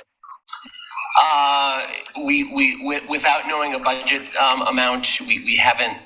I've got scenarios. They're very modular. The book lockers are modular, so you get a central component, and then you can add capacity to it as you're able to afford. So we have some modeling that we've done of what the various price points would be for that. When we talk about locations, I think the first one we're interested in doing would be a pilot somewhere near the library, just to see how it works, make sure that we can staff it properly. The next step would be to do an analysis of where those spots in the community are that have kind of that sweet spot of fairly easily accessible to a lot of people in the area, good volume of traffic. Somewhere that's got hopefully data and power, because those units do need data and power. Ideally, it would be a building that has an overhang. They are meant to be weatherproof, but as we know with everything in Oregon, you got to take that with a grain of salt. So some of the places we've looked at, I've talked with a couple of local faith leaders about, hey, what would you think about having a library drop box at your church? And the response has been good. Eventually, we're going to work with GIS to kind of identify some of those other locations. We know the county has some properties, especially in the unincorporated area, that might provide us an opportunity for data and power and surveys. When we talked with our foundation, shopping centers, seem like a very natural area to have those book lockers for return and pickup. As Commissioner Mitchell said, then when we start to get to the outlying areas, there's a staffing element to that as well. I don't need to drill down any further. I will say I came from a company that was an industry leader in vending, remote vending, and there are costs associated with that. and dangers associated with it, maintenance, people destroying them, and there's a lot to be looked at. So that decision is not for tonight, but for another time. And I do want to say, when we've had conversations with our library foundation, one of the things that I have told them is that I am hopeful that when they talk about what level of funding they're able to do, is that a component of that is a capital reserve and replace, so that we can set money aside every year, so that if we have a vehicle, in 8 years, 10 years, we've got money to replace it. Same thing with those book lockers. As the project progresses, we'll dial in those numbers a little more, but that is something that I'm very cognizant of, and that's how I've been trained to budget for capital expenses. Ongoing maintenance. Yes. Does that answer your question? Okay, thank you. Yes, and I would just add that on the security issue, like the one that I first saw was inside one of the City of Hillsborough's Parks and Rec buildings. And so it was actually inside one of their city buildings. And so it doesn't have to necessarily be an outside thing where we would have more concerns about the security of it. But I definitely understand that and agree. Great, thank you. Any other questions? Yeah, I think you're probably looking at something more than just an overhang, because our weather does not come down straight. It goes sideways and comes, so you think, oh yeah, it's going to keep it from the top, but then you've got other variables in terms of the weather. All right. Thanks, Greg. Thank you.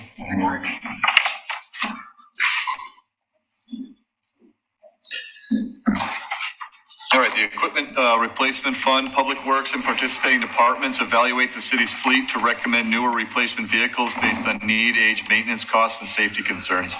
Departments make annual transfers into this fund to accumulate savings for current and future purchases. The proposed budget is $10.3 million. It includes $3.18 million in purchases and $7.1 million in ending reserves. This is broken out: Public Works equipment and vehicles, $1.6 million; Police and Code Enforcement equipment and vehicles, $920,000; Parks and Cemetery equipment and vehicles, $605,000. So this has actually been a very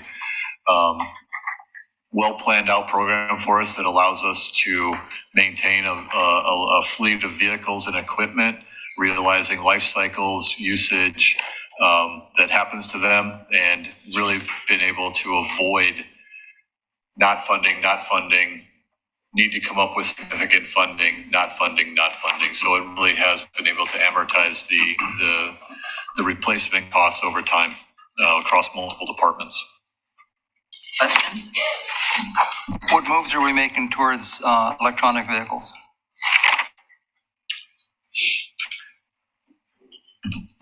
For a lot of reasons. Yeah, that's a great question. We really have not had those discussions, or we haven't created a policy that talks about moving a certain percentage of the fleet by a certain date, or to EV or other natural gas, whatever that may be. So at this point, it's really been department by department. If there's been the ability to buy a hybrid or something like that. Currently, we do not have any EV charging stations at any of our city facilities, so that would be one limitation, is that as we moved into buying or increasing the fleet percentage, would be the investment in charging stations associated with those. I believe that I had asked, and I believe Commissioner Donald had also asked, when we were looking at First Street, we're going to have a charging station there because we were doing construction. I also asked about whether we're going to have one at the public safety building. And that wasn't part of any consideration. And I know that PGE has some programs. I've looked into a little bit the one that Milwaukee has. They have some charging stations that are right along McLaughlin Boulevard, but they're looking at more. And I think, any other, we should definitely be doing it, is what I want to say. We should have done it when we were doing these facilities, but we need to do it. Yeah, there's a lot of initiatives that are out there for supporting those. Does the city currently have any sustainability No, initiatives? we do not. Is there a reason that there isn't one? Or any? Prioritization, staffing, funds. We had a climate action plan to start looking into one in one of our goals, and it got Bumped. yes, I would say that's, thank you. Kicked. Yeah, and Kick the can? yeah, and I just, Gotcha. We are. Well, I think talking about That's it. in part because of so many of the state regulations that we're also dealing with, just as a part of that narrative. Right, I mean, there's significant just dealing with state legislation that's coming down across multiple departments.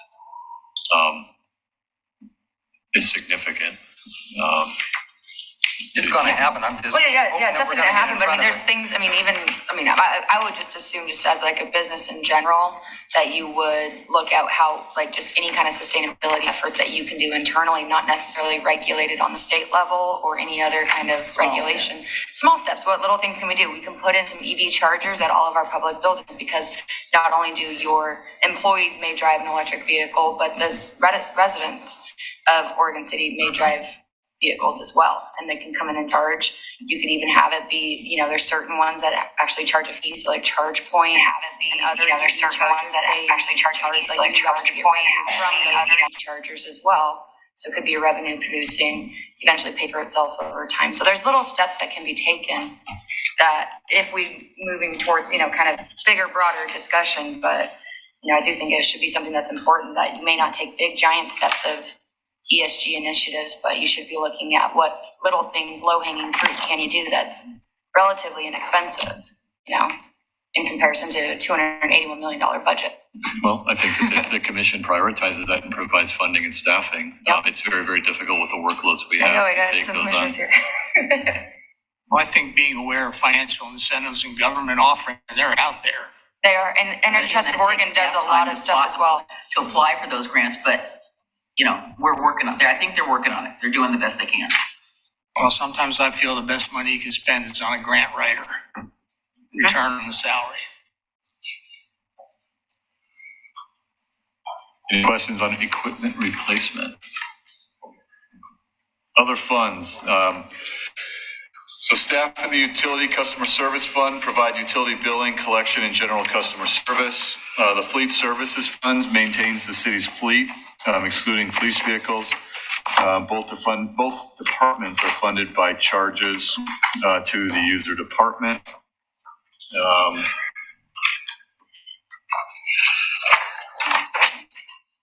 Really not too much on this one. Like all over the place. Yeah. The fleet service, are you looking for the fleet services? No, I saw it. I knew it. I just saw it earlier. That's okay. We put the page numbers up there because the fleet services is considered an internal service fund, but it's managed by our Public Works Department as opposed to utility customer service, which is managerially under the Finance Department. So.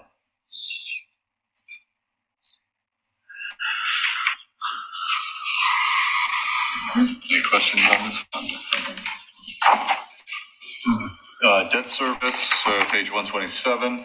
The Public Employees Retirement System, or PERS, unfunded actuarial liability bonds were issued by the city in 2005 in the amount of $17 million to fund the liability. These bonds mature in the year 2028.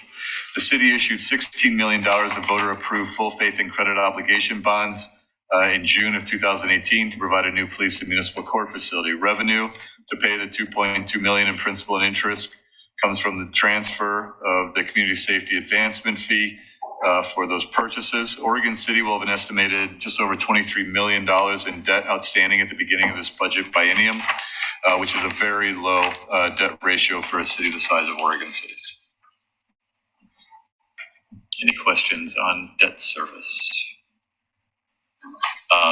Obviously, there's also debt associated with the library that's actually accounted for and collected in the library fund. Questions? The only thing I had underlined on this was at the top of page 127, the second paragraph on the right column. It says, further information on the city's debt is included in a separate section later in this budget. I never found the separate section.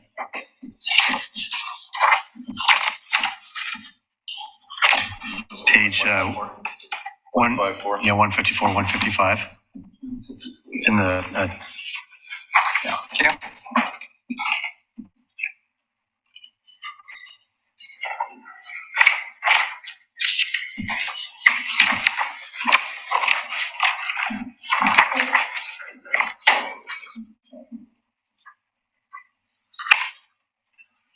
Yes, I did see that page. I didn't make the connection to that.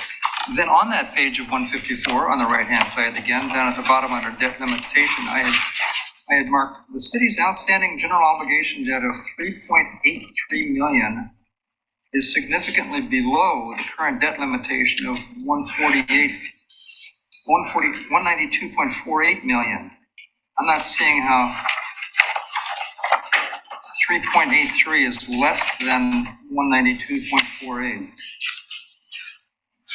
4 million is less than 192 million? Yeah, Pretty sure. I think. Oh, yeah, well, that's way significant. That's way significant. Yeah. Let me try this. And is that the real estate value, 6.55 billion? That's a B, right? That's the real market value. Thank you. So that 192 million limit, that's like a state limit? Okay. Correct.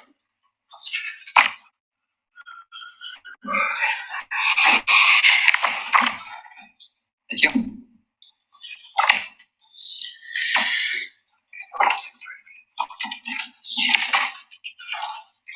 So that was the easy. It was easy. Break time or jump right into the hard stuff? I was gonna, yeah, let's take a break. I agree. 5, 10? 4.5. We should say what? I'm not gonna. Rush it. Let's come back I at, don't know. Yeah, we already went for Yeah.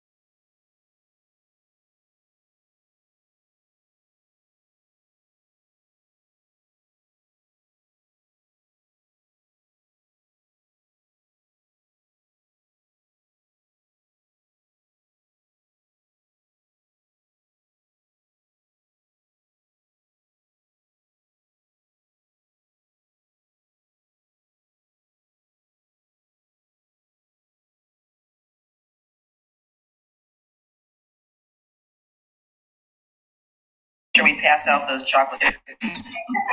I think I ate enough. of it. Whatever you like. We have a hostess and budget. Hostess? Yeah, hand out. Like- The waitress come around and give us, no, not the album. Maybe a waiter.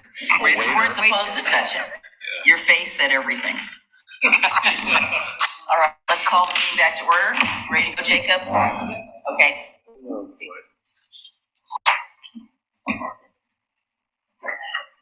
All right, so we are going to return back. Jacob, can you put up the slide and give a chance to page 34. So we'll be beginning with the general fund.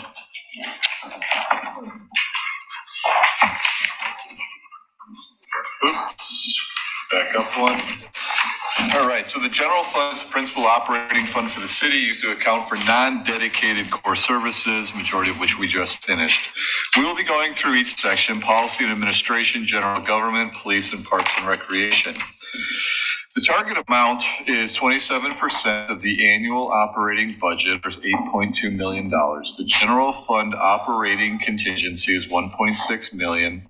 An unappropriated fund balance of $5.2 million, total approximately $6.8 million, or 22% at the end of the biennium, with an additional $2.5 million reserved for future program expenditures.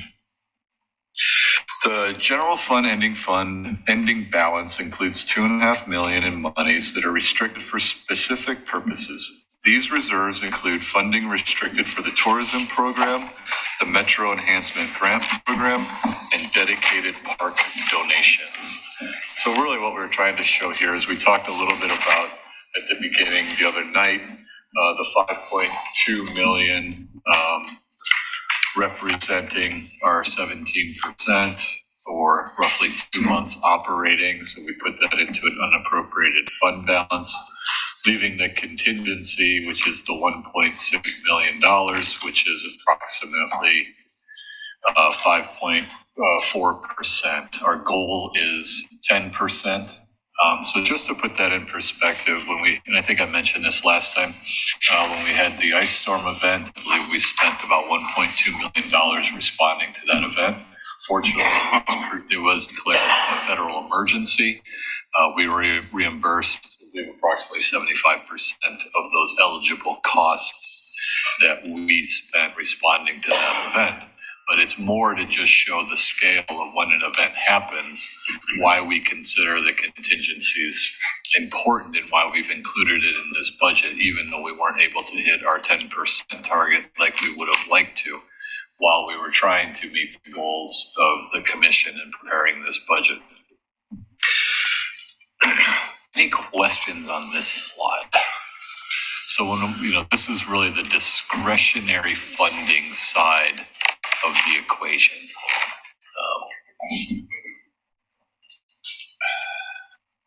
Okay.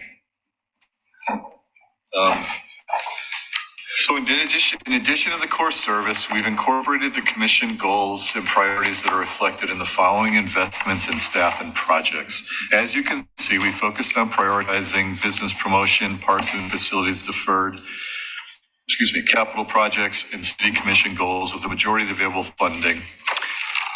Please note that this is only general fund spending. There are a few commission goals that are funded in other funds, and we've gone through those as we're working on the utilities. We'll discuss these items later in the presentation. So here, when we look at park maintenance, for example, the expenditures that we're placing into that, an assistant city manager has been discussed with the commission several times over probably the last year and a half at least. So we did include that in this proposed budget. Goal 1 of the commission, addressing diversity, equity, and inclusion, we allocated $150,000 over the 2 years, which is similar to the investment that we've made in the our current biennium. The IT strategic plan implementation, so identifying projects that build our resiliency, increase the safety of our system, as well as the ability to move a lot of our services up into the cloud. The Parks and Recreation Master Plan, we talked about that a little bit earlier. Neighborhood associations, this included an additional $4,000 per year for a total of additional $8,000 for those, for their mailings and notifications. Community engagement specialist, which is a part-time position that the commission authorized in this current biennium that we've now included in both years of the upcoming budget, really focusing on the Youth Advisory Commission and helping out with some of those engagement opportunities that we've discussed wanting to expand within our community. The ARPA funds for homelessness was identified when we were allocating how the ARPA funds would be spent.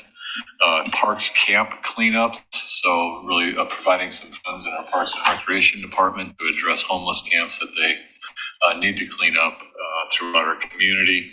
The Homeless Liaison Officer and Behavioral Health Specialist has been two positions that have been in the budget, but we did include them to meet Goal 4, addressing homelessness. It's been a great investment, both internally and externally.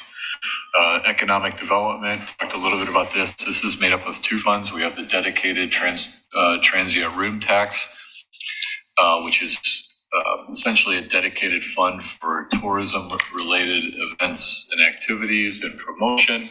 And then we have the other side, which is a general fund, which is really more your traditional economic development programs that we have here in the city. And then under Goal 6, we allocated $150,000 for a housing strategy. There's been quite a bit of discussion about new legislation that are going to put some pretty significant requirements on local jurisdictions to address housing of all types, needed housing, how we're going to track that, how we're going to ensure a certain number of units are constructed. So this was really held as a placeholder because there's somewhat of an unknown of what this unfunded mandate from the state is potentially going to require local governments to do. And with the staffing levels that we have in the planning department, it is difficult to, one, take on these larger state required projects, but then also, having a consultant that can help us work through that process. So we have essentially identified these funds and put it in the budget without a specific project at this point because we don't exactly know what the requirements are going to be. But Before you change that, sure. Did you want to take questions on these now, or when are we going to discuss each one of these individually? What's the process here? I think it would probably be easy. Well, it's up to you. It's up to the pleasure of the commission. We can handle it either way. We're going to go through, they'll be identified in the funds as we go through them, or if it's just easier to look at them all as one to have, if you have discussions holistically about these. I have two. One holistically is there are 7 established goals, which I find. Yeah, somebody asked me that last time. The ESG conversation. Odd, but Goal 7 was the environment, and I don't see anything. We didn't do anything at all for that. Is that right? There was, I think we had, yeah, that's the community development. There's the existing Friends of Tree program has continued to be run out of for that program. There was also a discussion about the tree canopy. That was one that was discussed, but we weren't able to fund. I think we had identified $90,000 for the tree canopy inventory survey, to be determined of what that would be. So we weren't able to fund that in the proposed budget. So I think that's part of the discussion that does have to happen. Well, I think we still should have had the goal there. Just something as a placeholder. Yeah, just because every other goal is yeah, we identified. did adopt 7 goals, so bless you, whoever that was. Okay, thank you. There's some other things that I want to talk about, like the neighborhood association, $60,000. I think that most of the people in this room understand how passionate I am about getting neighborhoods activated and reactivated and all the work that I did on that. But I have not seen a direct relationship between sending out postcards and getting more involvement. Just just a simple fact that I know that we, the Hillendale Neighborhood Association, which I'm in now, we send out 1,877 postcards. And we're lucky if we get a dozen people show up. Other neighborhoods are different, I understand. I know that Rivercrest, for example, used to hand deliver all of their cards. And they looked at that as a great opportunity to interact with their neighborhood. But when we established this whole idea of postcards, that was really pre-email. And now I'm thinking that with social media and with email, there's even less of a rate of return. But to me, to send out 1,877 postcards and get a dozen people to show up, something's wrong. And I just can't support that ROI. It just doesn't make any sense to me. That money needs to be used for some other purposes. Maybe, I'm not even going to make a suggestion, but there's got to be something else that can be done besides postcards. Well, I guess I would disagree with that. I think the postcard works. I can't speak for Hillendale because I'm not in that neighborhood, but I plan to try to go to your general meeting when you have it. Oh, excuse me, that was joint Hillendale and Tower Vista. Right, I understand, yes. Attendance. I think it does work. I know that for some of the neighborhoods, as much as you would hate to admit this, not everybody is looking at their emails or their Facebook pages or whatever, but I have found that people are somewhat paying attention to when something comes in the mail. So I think that we are using all methods, and I would hate to see us use one method over another method. So I know neighborhoods are using email. They are using Facebook posts. They are using postcards. So it's kind of hitting, we're doing a shotgun approach by trying different methods for different people. Because as you know, not everybody responds to something in the same way. Agreed. And I think the opportunity for us to do this, I heard at the CIC meeting, somebody was saying, oh, we're going to do a full color postcard with all this, one that was about like this size,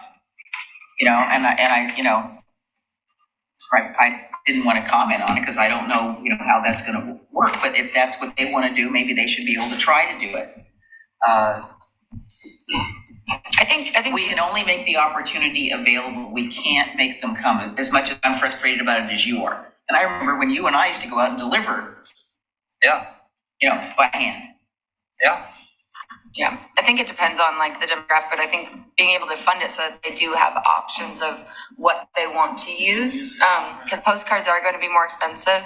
I've received multiple of the McLaughlin neighborhood ones, and it goes right into the recycling where I was at. Like it was part of all this stuff. I don't want to hear that. And so, but that's just how I am. Mine is on the refrigerator. Before I was involved. So it just depends on demographic and how you want to reach them, because it's lumped in with all the other kind of junk mail stuff and mailer things that you get. But with an email campaign, with email campaigns, you can track the send rate, the received rate. You can track if they've clicked on the link or not. You can track if they've clicked the link within the link. So you have a lot more tracking ability within email. So, but it just depends on the neighborhood association. I think don't necessarily defund what their initiatives are, but give them the opportunity that if they want to have different options to reach different demographics where they're at, each neighborhood association is going to be different because each neighborhood association is going to have a different demographic of people. That's true. I agree with that. I'm just saying that I think that the population is much younger now and are more in tune with social media than they are with postcards, which, I'm sorry, no matter how pretty they are and different colors they are, they still wind up in the recycle bin. Well, mine didn't come in my junk mail. Mine came, it's not junk mail. It came with the regular mail. I immediately took it, I put it on my refrigerator. You're special, Denise. Well, I am special. You're We're all special. But I know that when we were doing our meetings on Zoom, and we were doing it only by, letting people know, we didn't have a lot of attendance. The first meeting that we sent out a postcard, boom, 40 people showed up. Yeah. That again is a bit of an anomaly, but I'm just suggesting that, and I'm not saying that to defund it, I'm just saying that's a significant increase, what they're asking. And I haven't seen the efficacy. Well, I wasn't talking about the increase. I'm just talking about what's proposed there. I'll get to you, Adam, just a quick second. So I think Andy is correct that we need to be able to provide lots of options, because not one option is going to work for everybody. And regardless of whether our population is getting younger, older, whatever, they're going to look at what they want to look at. Sure. Yep. Adam. Thank you. I agree with a few things that have been said. First of all, I myself have concerns about the reliance on postcards. Unfortunately, being the CIC liaison for the city commission, have been in on a lot of conversations they've been having about different ways that they want to be spending those budgets. And so they have been spending them on different things. And so I don't think that we're in the position necessarily to dictate what those will be, but by being there and advocating for more creative uses. I'm a big advocate of email lists. The problem is how you harvest those emails as a city to get everyone in the neighborhood. Whereas for a postcard, you do have all of the addresses and you send all of them out. So I'm not against either of those, and they both have their pros and cons. But in the end, this is something that I've been going back and forth a lot on, because I really do have concerns about the over-reliance on postcards. But when it does come to the simple fact of getting everyone in the neighborhood, you can't get everyone's email address. The city can't do that. So we're not in a position to do that. And this increase also doesn't just include postcards. It also includes opportunities for them to host more neighborhood events that foster a greater sense of community here in Oregon City. So I'm supportive of that. And I know that there is a wish for that number to be higher. And I also agree with that. But we're being holistic budget people here. And so I appreciate the number that's been presented to us. Thank you. Thank you. I know that the number that was given to us didn't have any specificity with it. It designated what it's being used for? Exactly. Yeah, so they can use it for whatever they want. Well, I think for that amount of money, there needs to be more specificity about what the options are. I'm not inclined for any line item to say, oh, here's just a bunch of money and we'll think of something later about what we want to use it for. And I'm also one of the bigger proponents of neighborhood associations. I wish that there was a way that we could talk to people to explain to them why these things are important. They certainly want them to be there when there's a problem. It's the people that we need to be talking to about when there isn't a problem. What are you doing to help support your neighborhood? What are you doing? Well, that doesn't, we don't get that. We get, hey, this thing is happening. Why aren't you neighborhood association doing something about it? And the question comes back to them, well, what are you doing about it? So it's a two-way street. We're always going to be faced with this issue. I don't think it's anything that's new. I think it's been going on since forever. I was involved in neighborhood associations in Eugene when I was in graduate school, and it was the same thing. Sure. So the world is run by those who show up. I just guess I wanted to know whether, we know that I just saw in the paper 2 weeks ago when we were here before that there's going to be an increase in postage, and I'm assuming there'll be a corresponding increase in bulk mailing rates. I think we're going to 66 cents. But regardless of that, it's, compared to what other countries charge for postage, we're getting an incredible deal. So I just want to make sure that increase, if it's being needed for postage or whether people want, A-frame signs or whatever they want, that we've accounted for the increase in the postal rate that's going to come, that we know is coming. It didn't look to me like that was in there, so.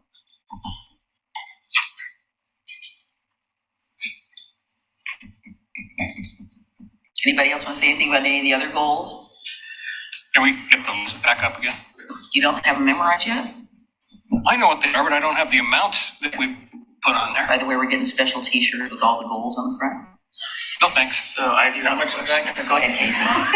So the homeless is on behavioral health specialist. Is that money in the police budget or is this? Yeah. So when I look at their line items, that's going to be. That's going to be in the personnel cost. If the commission didn't want to do that, then we'll just subtract those out of it. Yeah, that'd be a reduction in FTE for the police department. And then on the amount, so 741, that's for 2 years. Correct. For 2 positions. Correct. It's 185, 250 per year. Mm-hmm. If I use the same ratio of salary to benefits, it's 55 for that department. It's 55% of salary. So that gives us 101,888 per year for those positions. Just on the salary. What for salary only? Right.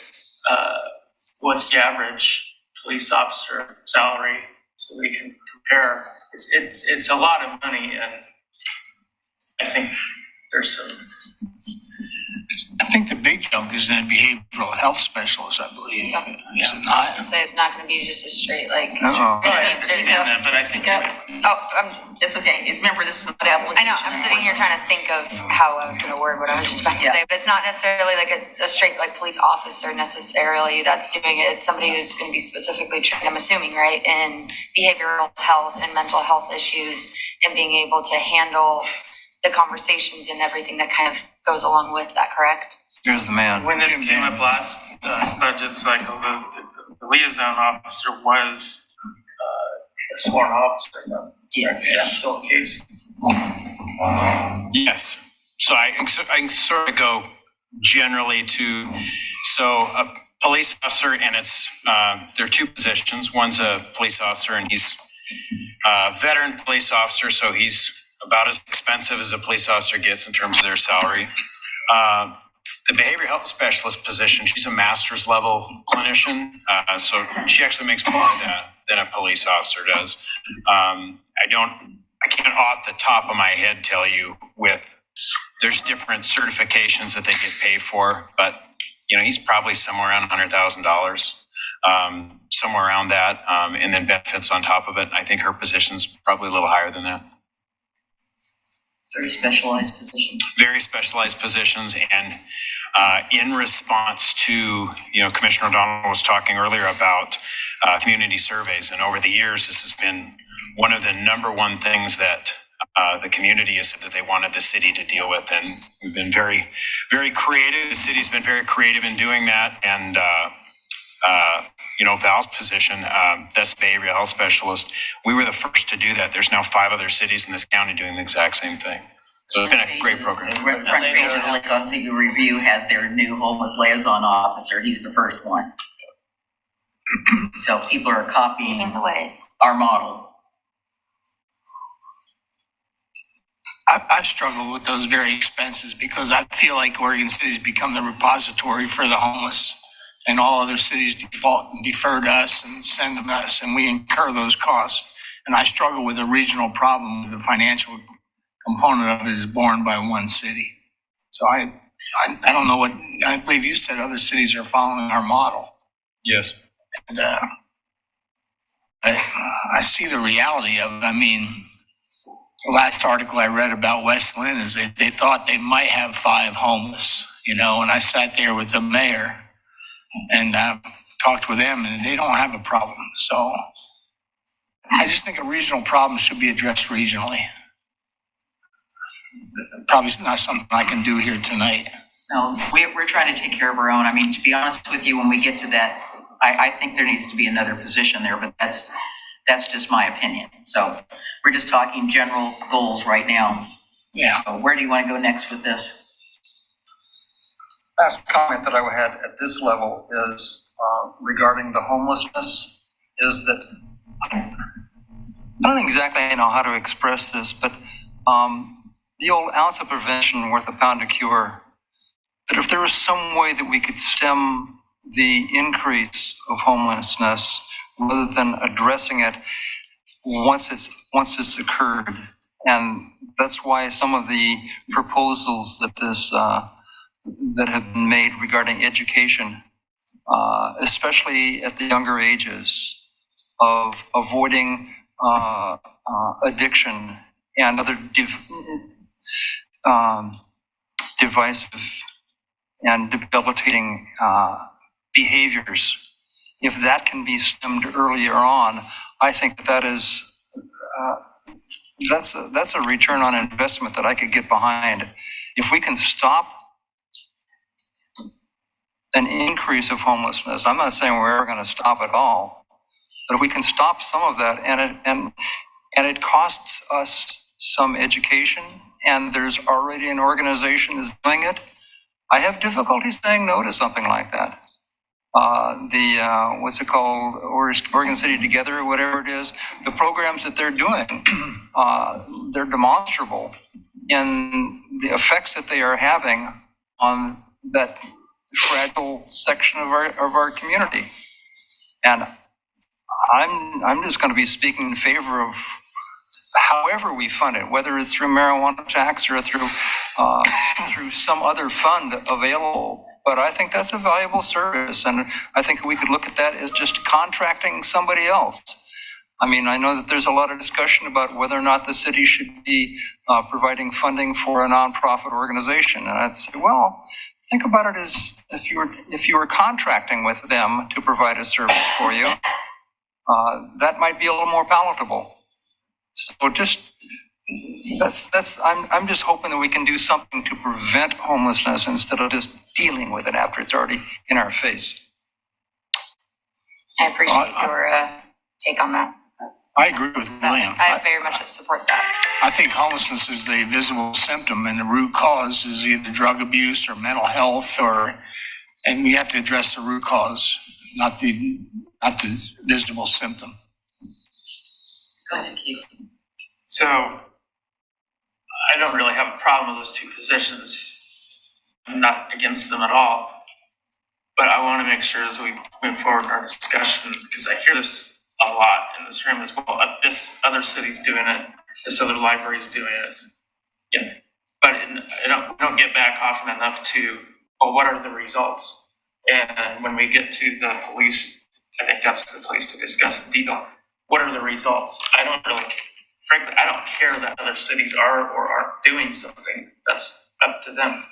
I want to know, these have been in place for a little while now.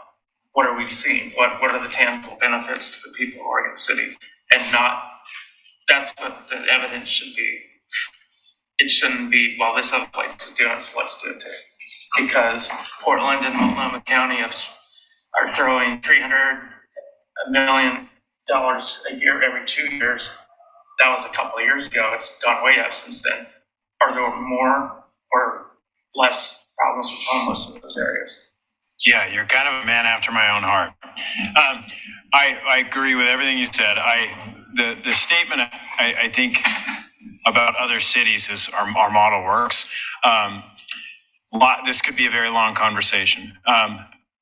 We're not going to end homelessness, and all the money being thrown at it is not going to fix it. One of the biggest problems we have is that we're part of a large metro region that across the metro, we all think differently about how to approach homelessness. And so as long as we're this close to Portland, we're seeing more and more people now that they're starting to push harder on homeless. We're seeing more come this way. There's a couple things that you don't see as much. If you go back to 2013 when this problem really became big, there were tents all over the place. And if I said, hey, let's go find a tent, we could go find one, but we'd have to look a little bit. We'd have to look a lot harder than we did, 4 or 5 years ago. The other thing I would say is I'm even careful sort of talking about tents is one of the things when we first started looking at this problem was it's a lake of gasoline in terms of risk and liability. If you Google city lawsuit homeless, you'll find all sorts of cases that cities have lost in their mistreatment of homeless people. Because essentially, you can't persecute somebody for being homeless or kick them out of a place just because their status of looking like somebody who's homeless.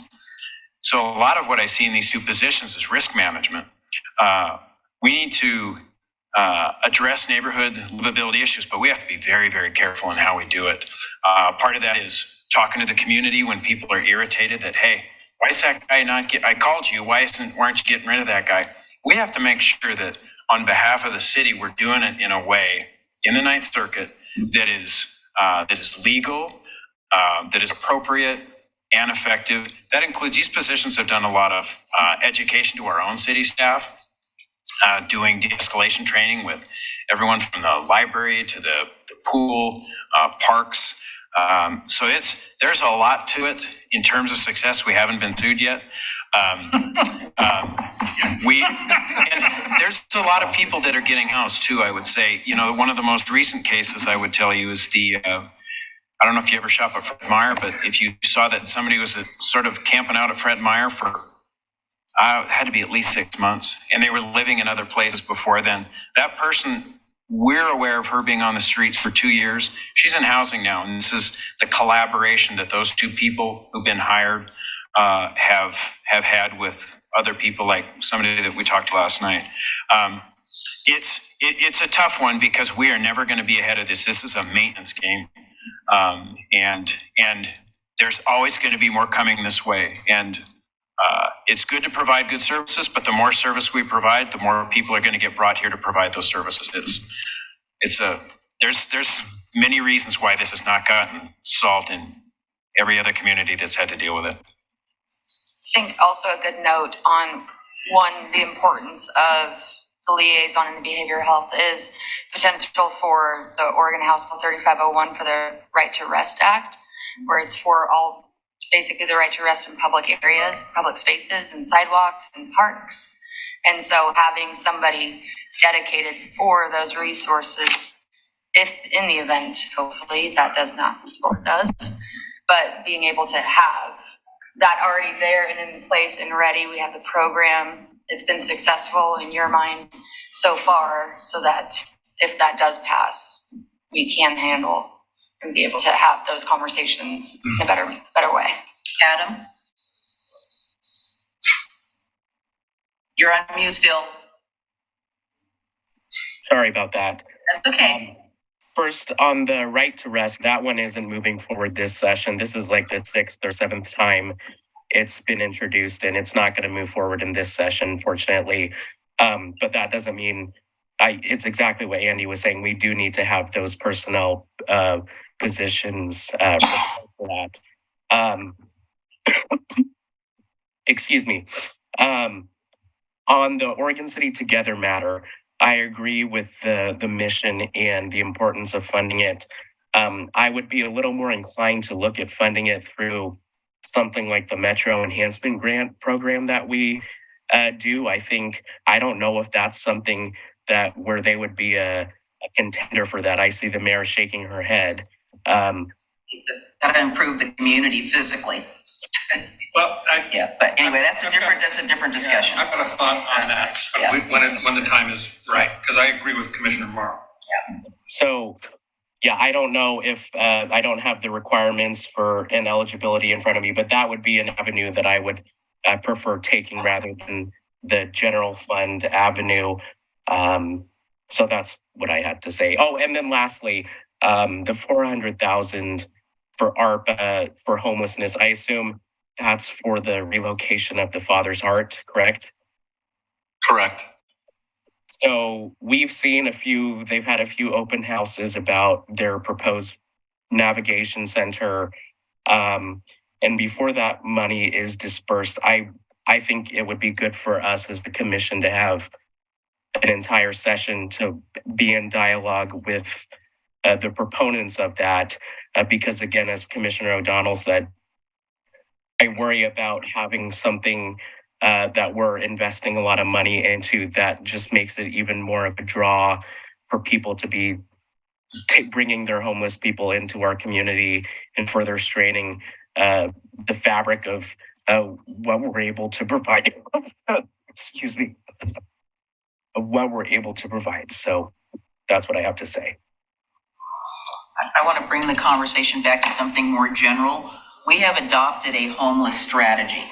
And I don't know if all the budget committee members are aware of the fact that we have that, or even have looked at it, and maybe it's not something that you thought about. But we are that is part of why those positions exist. I'm not trying to justify, I'm just saying we are trying to match what we see as a goal to implementation. And that was one of the things that former Mayor Lyle Smith worked on very diligently with the chief and others to put together that strategy. And we had lots and lots and lots of discussions about what we needed to do to implement that. And it isn't saying that Oregon City is going to solve the entire homeless problem for Clackamas County. That's not what it's saying. We're trying to look at that goal as strategically as we can, knowing that there are things that we have no control of. We are the county seat. As much as I would like us not to be the county seat, we are. And that means that a certain population of people are going to be here regardless. But the thing with, I don't claim to be an expert on homelessness, but what I do know is that we're not going to solve the problem by putting people in jail, because the jail isn't taking anybody, because the jail is in very bad shape. But we're not going to work our way out of homelessness by jailing people. So it's, we're trying to respond to a need in our community, and not necessarily a need, but maybe a situation in our community. And so by having the specialists, it's de-escalating situations where, no, sending this person to jail is not going to be the problem, not going to solve the problem. And I know that you don't just walk off the street with that. You've got training, you've got, these are highly trained professional people. So my hat's off to them. Andy, did you have something else? Oh, I said yep. Okay. Can we go back To the goals? Yeah. Yes. Okay. Couple of questions. That 747,000 parks maintenance, how does that compare with what's in our current biennium budget?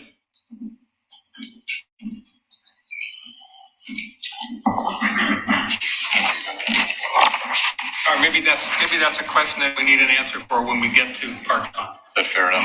That's fine. The specific line item. If we can loop back to that. Okay. Sure, The other question, the $280,000 tourism strategy implementation, is that for establishment of the destination marketing organization? Is that another one? We have a breakout of the funds, because we figured there was going to be a discussion about the specifics, the rolled up numbers in there. So we have those broken out. If we can wait till we get to ACTEV, or we can jump there now. Okay. Yeah. All right. I'd agree with that. I think there's a number of these expenditures that are going to have to be reviewed in depth by commission. Absolutely. I agree with I agree with what Commissioner Morrow said on the 400,000 and how it's going to be expended. I agree with this gentleman sitting next to you. Casey. Principal of businesses, if you can't measure it, you can't evaluate it, you can't control it, you don't know if it's effective. And I want to know if it's effective. I'm not a believer in just throwing money at things. Remember when we talked about just putting it in as a placeholder? We said, and that's what it is. We want details. Yeah. We want very specificity about what this may or may not be, and we may not do it. And that's the answer that I think everyone wants to hear. It may be allocated, it might be earmarked, but it may or may not be expended. As a matter of fact, they are at my neighborhood meeting right now talking about this for the third time, because the neighborhood has asked many questions. So, back to you. And the request from OC Together, that's something that will come back at a later. That's up to this commission, this budget committee. How you'd like to handle these requests. We need to see the whole package. I'm not at a point to where I'm saying, oh, let's give this to this or this. We don't have the bigger picture. What I'm asking is, are we going to get that? Are we going to have that discussion? Why wouldn't we? Well, again, that's that which is allocated. We may ask OC Together to come before us. How do you intend to spend this specific amount of money? What will it accomplish? That sound fair? Yeah, the question is that a budget process or is that a commission process? The last time OC Together came to the commission with an ask, we said, come back to us with a plan. That never happened. So the last Please, no comments from the audience. Not in detail and not in what we were really asking for. And so I think that dialogue needs to happen. I mean, what has been presented to us is pretty generic, pretty general. And so that was what the commission was waiting for. So I'm not sure that's a budget conversation. I think it's a bigger question. I mean, everything up there can be evaluated in detail. Tourism strategy, what do we accomplish? What do we intend to do going forward? But that's not for tonight. That's just an earmark for set aside monies. Will we then go forward and expend them? Is that correct? Or not? I think it depends. It depends. Is it fair to say? No, it doesn't. Because once funds have been, some of these will come back because the contract amounts will require, contracts to be approved, let's say for a capital project or whatnot. I think that there are some funds in here that are allocated to be programmed and utilized. So I think, identifying, I couldn't imagine that every single allocation in here is going to be brought back to the commission for approval to spend in this budget. So I think it's trying to identify where the concern areas are. Let's take an example. Backed up. Or tourism development. Is the commission satisfied with those efforts? We may allocate the money. We would like to see specifics on how it's going to be expended. I think that would be helpful because we went through a lot of funds. Yeah. Where we've identified projects, right? And that's what we're going to go do. And some of them will come back because they have to because of signing authority. Some won't because they don't need signing authority. So I guess I would like clarification if we're going through this. If it's like we're going to allocate these funds, but we refuse to have them spent until we can prove it at a later date at the city commission. Do you want that tonight as we go through? I think it's part of this discussion. I think part of the discussion. Click or Yep, go ahead. Well, yeah, I mean, if that's what you want, I think we owe it to you as a manager to provide it, and I think we will. So, let's say the budget was approved and it had an assistant city manager in there. I would go get an assistant city manager. Right? I'm not trying to split hairs with you because I think I know where you're coming from and where your concerns are.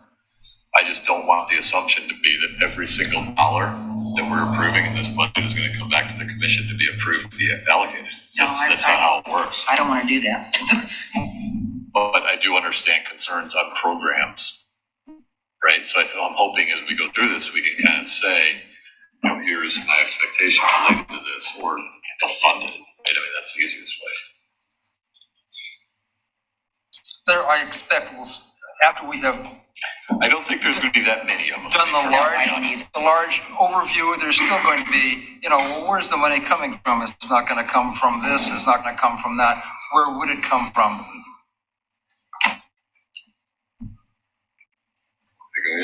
Yep. just go ahead, but I'm still not totally comfortable with it because there's controls that need to be exercised by the commission.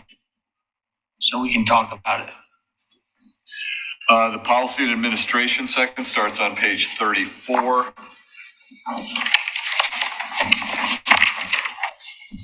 So the policy and administration includes the city departments which run the city's administration, provide services to all city departments, and help guide and set policy. These are the commission, city manager, recorder, finance, IT, ACDev, for example. Increases in expenses were held to staffing costs in the following programs to meet the commission goals. The tourism, citywide economic development plan, including marketing and promoting Oregon City, implementation of the IT strategic plan to address disaster recovery and security, as well as the new IT director being funded over the entirety of the 2 years rather than the 1 year in the current biennium. Diversity, equity, and inclusion initiatives, community event support, including public and city sanctioned events, art promotion and engagement, community engagement enhancement and communication, and homelessness response. So high level, as we move through these departments, we can get into more detail of the breakdown. So this is really just getting us started on the overall policy and administration budget. So for example, if we turn to page 35, we start with the city commission expenditures.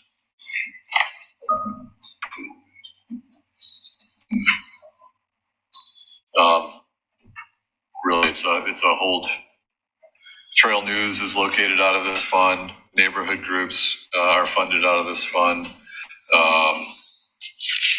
We do the every other year survey comes from this fund, as well as training and that the commission takes on. Not a whole lot of changes here. Is business promotion synonymous with business attraction, recruitment? Is that one and the same? I think I think there are multiple programs under that. So when we get there, we can break it down. Okay. It'll be coming. Any questions on city commission budget? Goal 3 community engagement positions, 450,000. Is that something we'll get more detail on later? Right. So this is what we went through, where we've had the communications manager position for several years, and then about a year ago, we added a half FTE for the community engagement position to help with the Youth Advisory Commission and the Citizen Involvement Committee. So what that's showing is essentially a 1.5 FTE, because I added a half TE over the 2 years that's meeting our our goal 3 for community engagement and outreach. So that's it probably realistically should have just been the half, because that's the new add, but we were showing the total amount that we're investing in personnel for that position. Does that make sense? Yeah, thank you. So on the municipal court positions on page 134, looks like the court collections clerk and bailiff positions are being eliminated. Just wondering why that would be. Just have to go to the consultant. We had part of it was we had a halftime FTE that was vacated and deemed not necessary. The other portion of that is What was that? half of an FTE for a court clerk was vacated and moved into a vacant time position. So the half-time position remained vacant for a good amount of time and then was deemed unnecessary for current operations. So it was a savings. Part of the FTE as well also shifted from actually having employed bailiffs to actually contracting that out to a third-party service. And so had a little bit of a reduction there as far as the FTE goes. Is it more cost effective to have it? Yeah, in the long run, I mean, the whole package is the training for bailiffs and those sorts of things, the liability of us having that versus having that completely outsourced with a third party. We've done it for about a year. It's working pretty well. We were using essentially retired police officers to do that an hourly rate.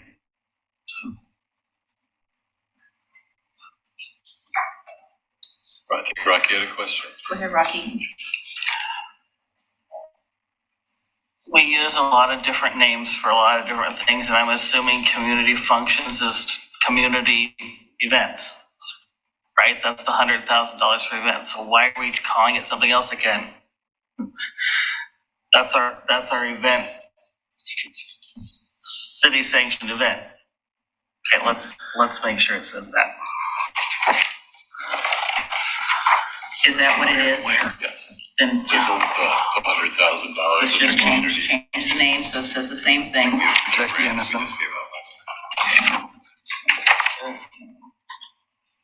any other questions on city commission? Is this the part where we're talking about assistant city manager? It could be we can roll right in if we're ready. City manager is the next thing. Okay. Okay, I wanted to ask about, so one of the conversations we need to have, not at this session, but I think it would behoove us to try to anticipate what types of training we want to go to so that it's allocated fairly amongst the commissioners. I mean, some commissioners don't want to go to things, others do. So I just want to make sure that we can have that conversation in a, in a work session, not anything stressful or, saying you're doing this or doing that. But I want to make sure that we have the opportunity to participate within reason. I know that I found out that Rachel Lau Smith was involved in some things that I didn't know I needed to be involved in. So I graciously jumped in to fill her former obligations that we had said we were going to do this. I'm thinking of Oregon Mayors Association. We also belong to the Metropolitan Mayors Consortium, which I have been attending. Some of us are going to league events. Some of us have taken league training, which has been invaluable. So there are other but there are other training type things that we should probably say, gee, we heard about X, who wants to go to this? So it's just something for the commission to have a friendly discussion, over a meal to talk about what we wanted, what we might want to do for the next couple of years, so that everybody has an opportunity if they want the opportunity. I'm not forcing anybody to go to anything. Any other questions on city commission? Yeah, let's just move to that. All right, city manager. You had a question about the assistant city manager? Are you gonna talk about it? You agree for his spiel? Yeah. Maybe we don't need the spiel. That's good, yeah. I mean, really the main thing is adding the assistant city manager. That's something that's really the biggest change to this budget. And when did we have one before? We had one prior. The last one I remember would have been, I think, Brian Cosgrove was the assistant city manager to Brian Nakamura in like 2003 or 4 maybe. It's going back. It's a long time ago. Yeah. And the city's only gotten bigger and things have gotten more complicated, and one person cannot do all of that. Has this been discussed by the commission? We told them to add it in there. I said, we've had one before, and I was really disappointed when I wasn't on the commission then, but I was disappointed that they eliminated the position because it was needed. We have not discussed it in depth. I think Mr. Conkle has given it a lot of thought, particularly in the division of duties. Who would do what? Who would be outward facing? Who would manage internal functions? And I think that would be a good discussion to have among commission. Not tonight, but it's like, what's your proposal on the division of duties and responsibilities? And does it make us more effective as a city? I think. So we don't have that yet, or? We don't have an assistant city manager right now. I have. I know that. So I've worked with HR to begin discussing, there's lots of models out there for an assistant city manager, but as well as to get comps so that we had a realistic number to put in here so we understood the financial input. If this is funded, I agree that, we would probably be bringing forward what I recommend as to how this position would be as part of the discussion so that there's no surprises as to what we're trying to accomplish with this position. So, there's lots of, don't want to get the cart before the horse. It's not going to be funded. Why waste the time? But we did enough work to at least be able to identify, models and costs associated with it. And obviously, before you go out to search for a candidate, you write a job description with a description of duties, which I think the commission would review and agree upon. I concur with what you're saying. Well, I know I was actually opposed to it for a very long time, but I'm willing to give it a try. I want us to be more effective, and I want whoever occupies the city manager position to be more effective. And if it's an overwhelming amount of duty, that's not a criticism. I didn't see what he said, but it's a review of the position in general. If a position is so overwhelming that you're going from one thing to another and can't give any one thing the attention it deserves, then maybe there needs to be a division of duties. Well, just think about the growth over time. I think about when I moved here, what our population was compared to, I was dealing with a city that was under 15,000. Oh, and our staffing, the library was under Parks and Rec. There was no communications department. I mean, just staffing alone. We had Trail News that came out of a folded thing in the water bill, and when it was a water bill, not a utility bill. So the city has grown. I'm not trying to justify, I'm just saying that the circumstances of our local government have changed such to the point that with all the requirements from federal, state, you name it out there, it has become much more complicated and it is, I get overwhelmed when I just think about the planning part of it. And that's the part that I fully understand. I don't understand why they're doing some things, but I understand what the intent is. And it makes my head hurt because it's too much. It's too much. And quite honestly, there might be savings to be realized, whether it's savings in things we discover, avoidance of omissions that end up being costly. And again, not a criticism of the current position, but just a realization of the amount of information one deals with in a given day. I've often thought too, just the lost opportunities as well. Lost Things opportunity. we can't do because we don't have the capacity. Yeah, things you don't realize. Or things we might have been able to take advantage of, but we. Yeah, so I'm a convert on this. Later. Two thoughts. Just for some context, I looked at the 3 cities next larger than us in the state and the 3 next smaller, which is Lake Oswego, Grants Pass, and Kaiser, slightly larger. Redmond, McMinnville, Tualatin, slightly smaller. And as near as I can tell, 4 of those 6 have an assistant city manager position. 2 don't seem to, but I know it's not apples and apples because you don't know what their department heads are doing or whatever. Just a bit of information. There's an opportunity, I think. I made a comment last night at the commission meeting that we need to, when we talk about diversity, equity, inclusion, we need to internalize that and not have it have to be driven by an outside consultant. And it would seem to me that in writing the job description for an assistant city manager position, and whether that lands, with you or in that job description for an assistant city manager, but directing that effort at that level, I think there's an opportunity there. I agree with you once again. Yep. Adam. Yeah, I'm strongly in favor of this. It was when Rachel Lyle Smith was still with us, but the HR director compiled a list of a whole bunch of cities that were similar to what Commissioner Mitchell just said.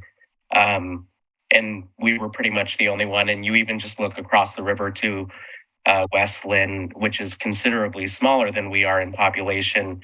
And they, in fact, have an assistant. So, and just as a matter, it's exactly what Tony was talking about.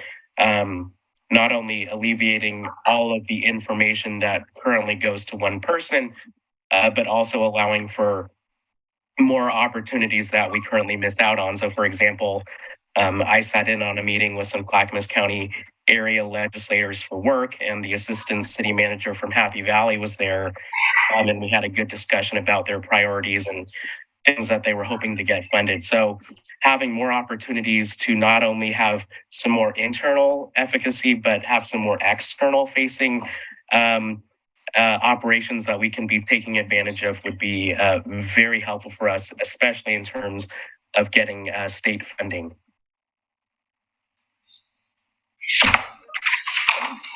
Any other questions? No. Okay, let's move on. Next, we have the city recorder. Really a status quo type of proposal. Repair and maintenance represent program software maintenance costs. So we have, many public records requests that we deal with, as well as archiving requirements driven by the state. All the agenda management programs, everything that's online, the boards and committees software. Both this and IT, I think we see the impact of COVID moving to providing Zoom or other means that has now become permanent. And I think that has been a challenge, but one that we are addressing. recordings of meetings, scanning for public records, making them easier to search, minutes transcription. I know this has been one that's been brought up frequently.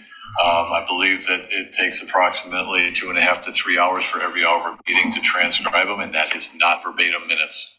That is summary minutes as the commission has adopted as their guide for how we do minutes. But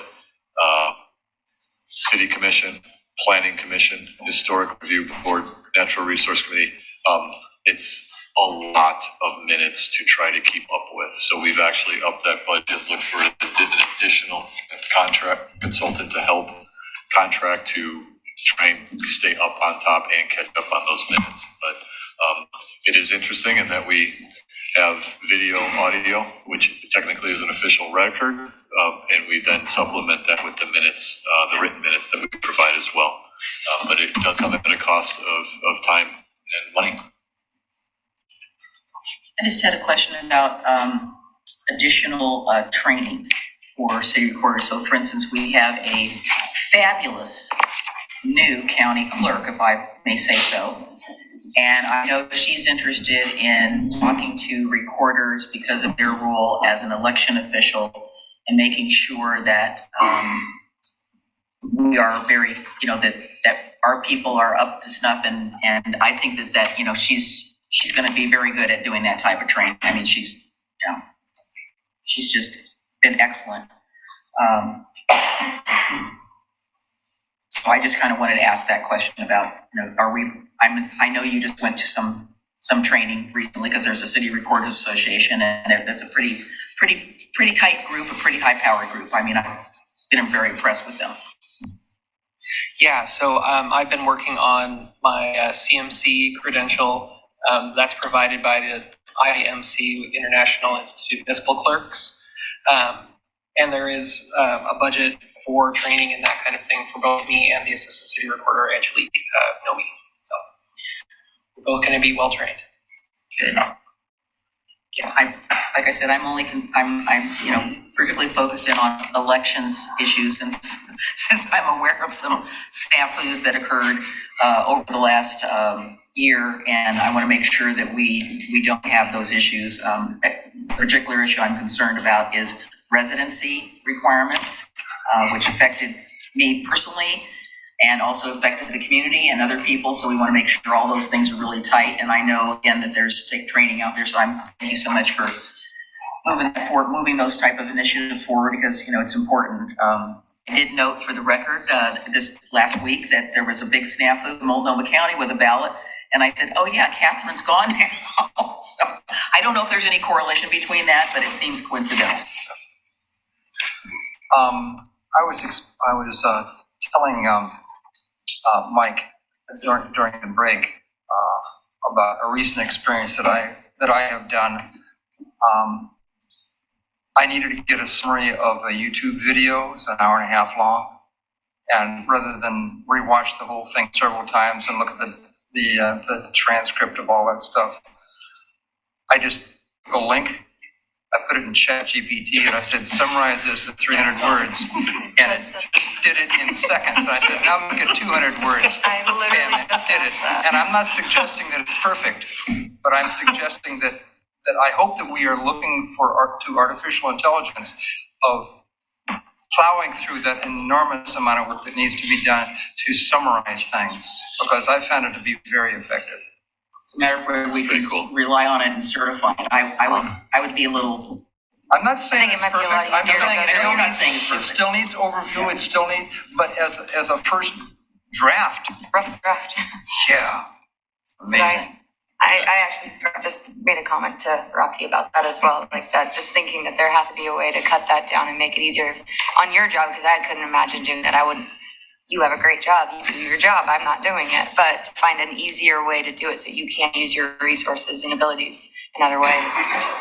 But that's not my to tell you what to do with your job. So on top, connected to that, when we're doing our meetings now and we're seeing the type go across the screen, is that it's closed? Isn't that closed captioning? Or we're not keeping that, or can we keep that? We have been keeping that. Okay, we do. So when we record the meetings like we're doing right now, And we are doing the captioning. It does say that as a text So we do file, have that as a. but only when I'm running the But captioning. it's pretty accurate. When we watch the meetings now, we're seeing that come across the screen, so. Sometimes it's not accurate, but that's part of what you said. So. What was the question? It only. He didn't hear what he said. He wanted him said to he's just read. retaining it, and I didn't hear the rest of. So the only time that the text is generated, I believe, is when I'm running the closed captioning. I'm not running it tonight. I typically do that when it's requested by the public. That could be something that we adopt. The other option is YouTube's closed captioning. You can download that as a text file and use that instead. I don't know if YouTube's better than Zoom's transcription, but there's always a text file somewhere that can be found. Thanks. Technology. Any other questions on the city first budget? I'm going to make a comment on training. I'm a believer in training the trainer and train our people and then bring it internal and allow them to train others and cross-train others within the organization to strengthen them. It's just a side comment. No, it's true. One of the things I appreciated when I worked for the city was that we were cross-trained in community development. Okay. Next on page 41, Finance Department. The finance budget reflects a reduction of 1/2 FTE with an increase in repair and maintenance services to allow for budgeting and long-range financial forecasting software. A net zero impact. Other software changes include the trend. That's a weird statement that you just made. You said a reduction in 1/2 FTE. right, and then you said something about maintenance, and then you just jumped right. And what? So we reduced the personnel and increased the repair and maintenance services. Other software changes include. That's what I'm asking about. That makes sense to me. Repair and maintenance. You took one down, you took one up, and I Repair, said zero. repair and maintenance. Is the finance department tearing up the place that we need increased repair and maintenance? We are high maintenance, yes. Okay. That's for sure. Other software changes include the transition to cloud hosting of core accounting software. Additional professional services include compliance with the new accounting standards prescribed by the Government Accounting Standards Board. I noticed in the document we had an award in there. Have we gotten any newer ones since then? They stopped writing them once we started getting them all. Oh. No, but we actually, there's the triple crown of government finance. There's the award for the budget, the financial statements, and I believe the third one is the popular annual financial report, which is more geared towards the kind of translate it down. You said that for the biennium budget 21 to 23, you said in order to receive the award, we must do X, Y, and Z. So I was just assuming we had gotten more because the last one looks like, well, it's 21. So yeah, there's an extensive process to review all these at the national level. So it takes some time to get the award. Yeah. Okay. Madam Chair. Go ahead. For the record, Mr. Zook's ducks are not in a row. I noticed that. Let the record reflect that. So, because we're all aware of that, that's that high maintenance part. I think that's where the high maintenance. I get it. And there must be a budget in here for plants, so we're good. You have good air to breathe. I think that's important when you're dealing with numbers. You need to have that circulation of air. Move on. Community Court, page 43, Municipal Court. The municipal court's budget is consistent with the prior biennium. Contractual increases have been proposed for court-appointed attorneys and the prosecuting attorney, which are, the prosecuting attorney is a professional service agreement with the city manager, the judges through the city commission. These have been offset by other departmental reductions. Significant changes include bailiff services now being performed by a security company rather than part-time personnel. So you really see a breakdown: court attorneys, prosecution, technical services. A lot of changes in municipal This court. picture is quite interesting, though. It looks like the walls in there are blue, and I thought the walls in there were gray. But yes, sir. I'll take that opportunity, since you mentioned that picture, to express a fervent desire that I have that if we come up with any cash after getting rid of the existing city hall, that we do something about that Lipke Center insofar as the acoustics, insofar as You are preaching to the choir. having to turn sideways to watch the TV screens. that's not It is the most acoustically horrible building that I've ever been in, just period. Full stop. Yeah, I didn't understand the monitors. I saw people sitting there when I was in the audience and I'm shifting sideways. It was kind of like, it's uncomfortable. It's uncomfortable. It has been heard loud and clear. There's been a number of things that have been done. It's still not working. After every meeting, I get 2 or 3 contacts from people. I'm finished. I couldn't hear. I just said ever. I know. I'm just telling you. Yeah. It's every meeting. Got it. It has never stopped. Continue. Yes. All right. Human resources, beginning on page 45. The proposed budget includes funding diversity, equity, and inclusion initiatives consistent with the City Commission's goals. Specific programs represents recruitment costs. The proposed budget reflects an increase in the personal services due to inclusion of retirees' insurance costs previously recognized in the General Government Department, as well as 6 months of additional personnel expenses due to an overhire while long-term employee transitions to retirement. This is with training of the new employee who's come in to take over the position and transfer long-term employees' knowledge and expertise to that person to make that a little bit smoother. This is one, there's been a lot of discussion, the DEI initiative. We've allocated $150,000 over the 2 years.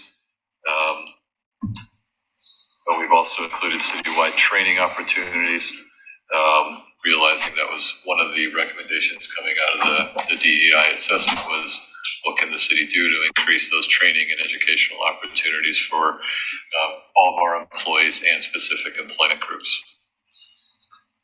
I'd be happy to ask Patrick to come up if there are specific questions.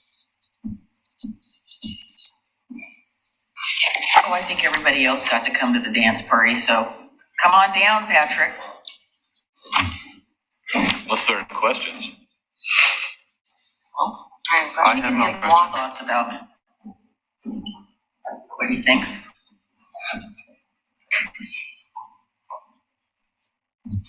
Are there questions I missed on my walk up or just overall thoughts?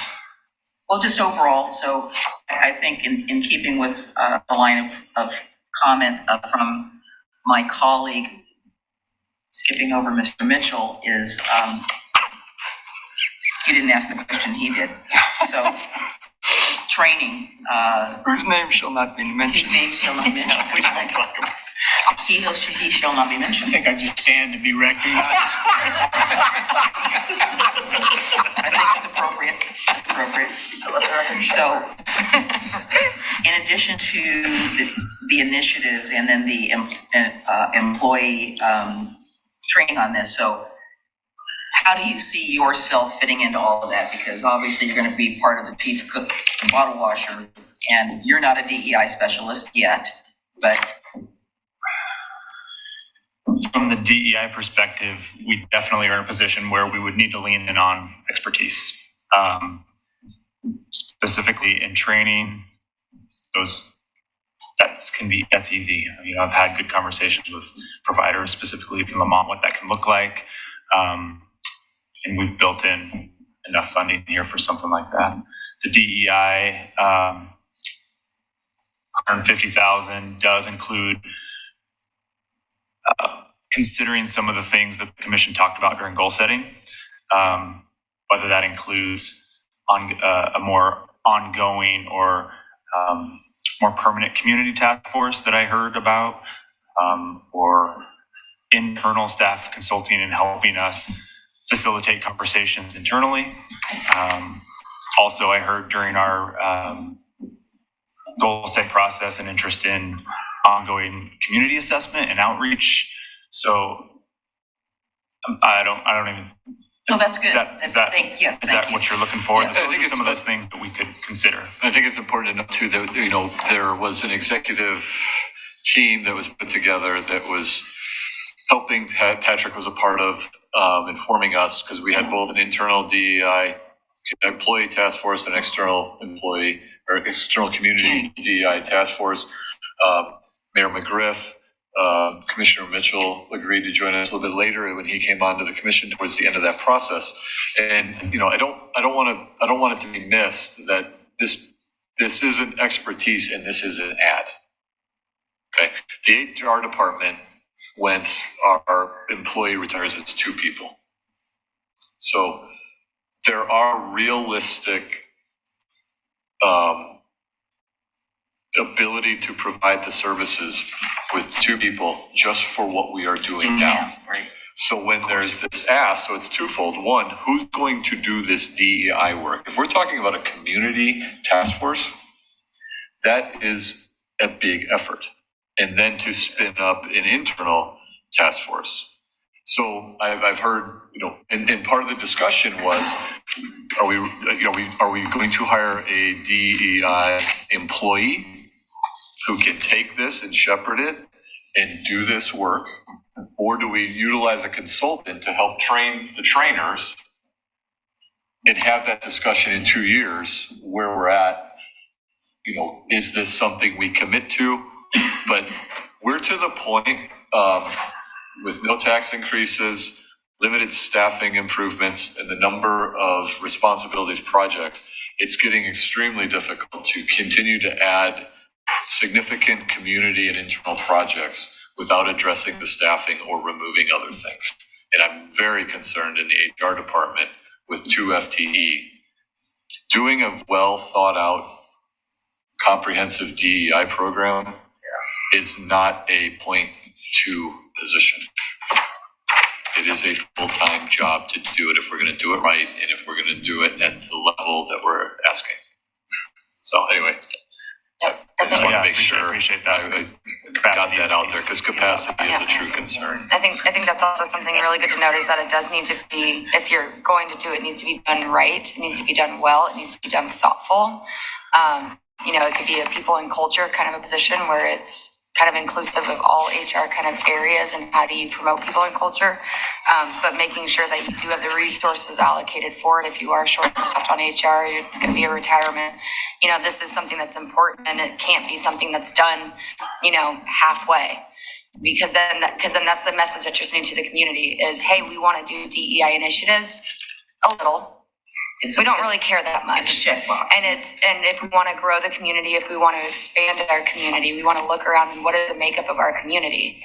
How do we include everybody else that's in the community, whether it's, the BIPOC community, whether it's LGBTQ plus community, how do you get everybody involved? And you have to be thoughtful of it. And I fully support it. I think it's a great thing, and I'm, glad you guys are doing it. It's awesome.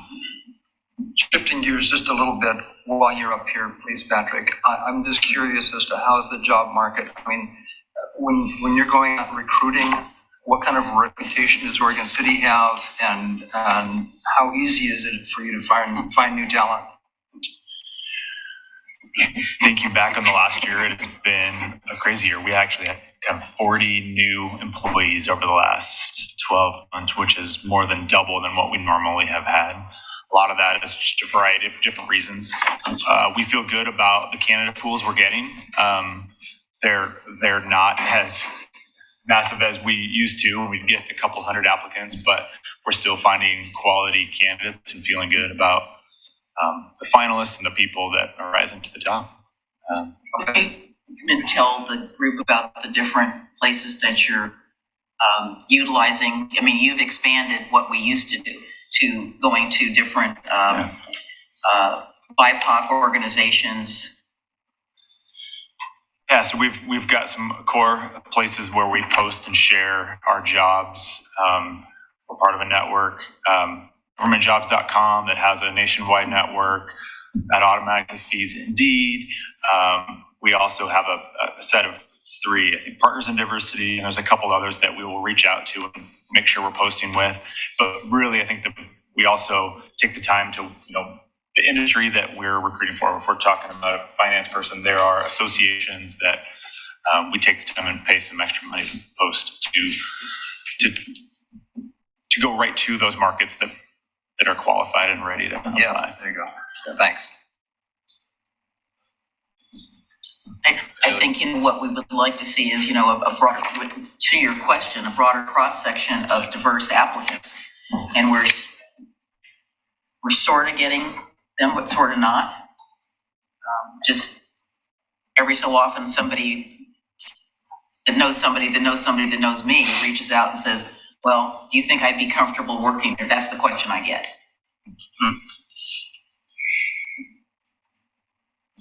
Any other questions for human resources? No.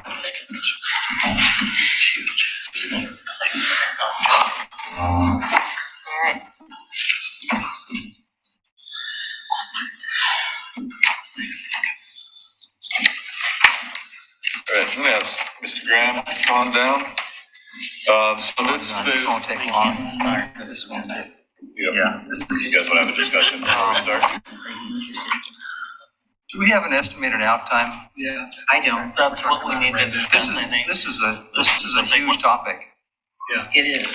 Do we want to hold that one and go to IT, do that, and then come back to economic development fresh? Because I'm starting to. Yeah. I'm going downhill. I like that idea. I see IT yawning up there. We're kicking the can down the road, but not a bad can. Are you okay with that, Adam? Thanks, James. He's shaking his head. Shaking or nodding? He's nodding, yes, he's okay. We just lost. Where'd he He go? just jumped off, I don't think.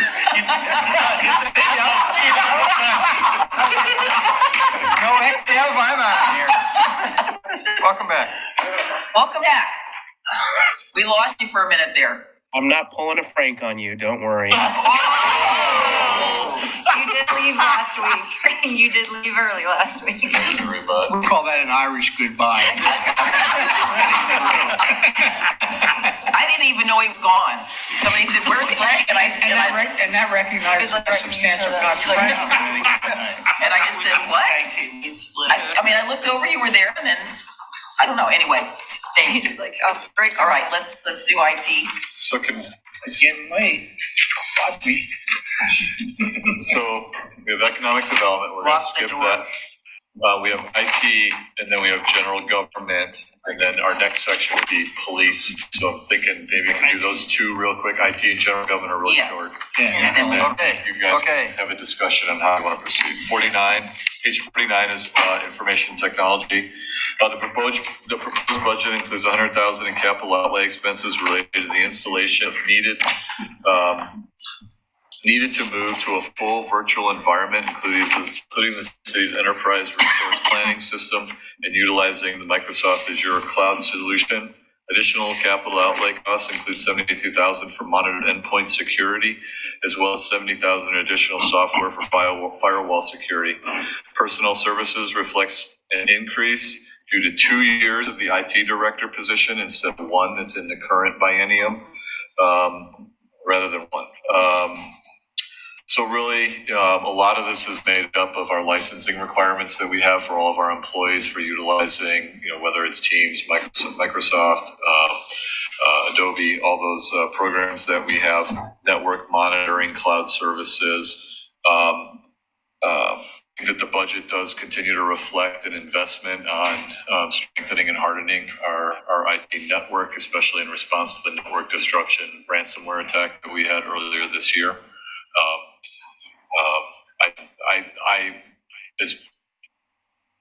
As painful, not painful, not the right word. I appreciate everyone's patience as we've dealt with that, but I'm really excited that over the years, and this was starting when I was a community development director, that the commission and was able to work with IT/GIS at that point and really started seeing IT as more than GIS mapping and really the importance it is to the whole city, and the importance of that network and the access that it provides. And we started slowly investing. And that network, that ransomware attack, essentially because we had the backups in place, we were able to fully restore ourselves. Yeah, and that could have been a lot worse. It could have been much, much worse. Even though we had encrypted files, we were able to restore everything, not pay any ransom. And, yes, there was a disruption, but we did not lose, I think it was a couple hours worth of data, but we were able to upload everything back in because of the investments that we had made. And through that experience, really identifying, additional weak points that we're focusing on to secure based on the forensic review of how that event happened. Is there always more? Absolutely. It's like anything. How secure do you want to be? How much do you want to spend? But I think we're taking the right steps, getting in the right direction, and I appreciate the work of David Knoll, our new IT director, and like I said, could we do more? You always can, right? But these are the prudent steps that I think they're reflected here. Here. Yep, didn't have what happened to Tillamook County. They ended up paying. That was not good because they did not keep their infrastructure up in terms of their IT. So, any questions? We appreciate that. Oh, Michael. Yeah. Hi. Sorry, I've been sick. I didn't want anybody to get sick, so I'm on Zoom. Well, you and Commissioner Morrow are right there together. So we greatly appreciate that, and I second Tony's comments that even the vendor that we brought in for that event was very impressed with how the city had handled that. So we have a lot on the plate to move forward, and as Tony said, we can do better, and that's what we're working on. Thank you. Any questions about IT? No. Okay. Moving on. The backside, page 50, Geographical Information Systems, GIS. Really, this is a hold the line type of budget. You will see an increase in personnel services once again because we've added that IT position. GIS falls in under the IT director, so that's a cost allocation between those two departments, which is why you'll see that increase there. You have a question? No, I just wanted us to highlight under page 48 under accomplishments, we have begin the city website refresh. We're still trying to get through it. It's in process. It's in process. Right now, yes, it's in process. Obviously, network destruction, there was a month plus where we shut everything down, as well as our IT folks who are running that website refresh. So we're re-engaged on that and working to get those updated. But a lot of work had gone into, prior to roughly January, beginning of January, in terms of site design and whatnot. So that is ongoing right now. So that's so maybe at a commission meeting, we can get into a little more specific. I'm not interested in designing it. I just think we just need to let not only our budget committee members, but our community members know just the high overview of what we're doing to make it better. Okay. Any questions on the GIS budget? Have we thought about going to I know that our system, when you want to go in and you want to find something, you go to our map. I have used different systems. Sometimes when I want to look something up, I don't necessarily use our system. The city of Portland has something called Portland Maps. You go into it, you type in an address, it tells you everything you want to know about that particular piece of property. They even have stuff in our county. It isn't as detailed, but you can get basic information about the piece of property.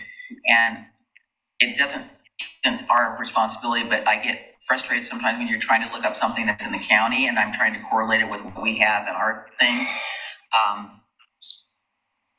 I would like to see our lookup system simpler than, because sometimes you may generally know where it is and then you're fooling around with the map and making the map go bigger or smaller. And anyways, it's just a general concern. And I know, and I've heard concerns about when you're going into, let's say you want to find out about a project and you go into our site, you go to development permits, you pick the year, obviously you've got 2022 or whatever year, and then you go in and it's, is it this, is it that, or is it that? So you're going to multiple steps to find out something about an ongoing application. Whereas if you knew, if you get a notice and you get an address, you go, whatever that is, everything about it would be right there, but it's just me. And it's just the way I process something and the way I'm trying to find something. So I have sometimes had to go 2 or 3 times into our development review section to try to find an application by typing in the file number or typing in this thing. And sometimes it comes up, sometimes it doesn't. So it's just an observation. Okay, thank you. Any other questions on GIS? Last, the general government expenditures that relate to all city departments or the community as a whole are reported as general government. This includes the city hall building, maintenance and utilities, citywide insurance, annual audit costs, postage and streetlights. Importantly, community projects and expenditures are allocated to other departments through transfers and are included as well. The current budget includes funding for a tribute to the Cayuse 5 and city hall improvements, a new fire panel and HVAC. Legal fees are included in professional and technical services. One increase that we got hit. This has been an interesting budgeting year between CPI impacts, material and labor increases, utility increases, electric, gas, everything has gone up. When we even our general property and liability insurance, it usually it's kind of little, and then maybe one thing pops. It was across the board. I think that's attributed to all the little disasters we've had in the community. I mean, ice, fire, whatever. Maybe, I'm not sure. Every building now, to replace this, every material and component to rebuild this building has gone up significantly. So whatever you were assuming the liability for the replacement, it wasn't like just labor went up. Every component went up. So I think it's multiple things driving one another, honestly. So really that was the standout in this, but it was just the costs are going up. I would like to bring up, we talk a little bit about streetlights, and that's more about paying Portland General Electric, but there have been discussions about our actual physical streetlights in our community. If that is something we want to, but we did not budget for replacing all the streetlights to be consistent. If that's something that we want to do, not that we can't have it and do a budget adjustment later, but if that's something we'd like to do, we'd like to know that so that we can try to account for that through the budgeting process. We have no idea what the cost of that would be until we survey it, do we?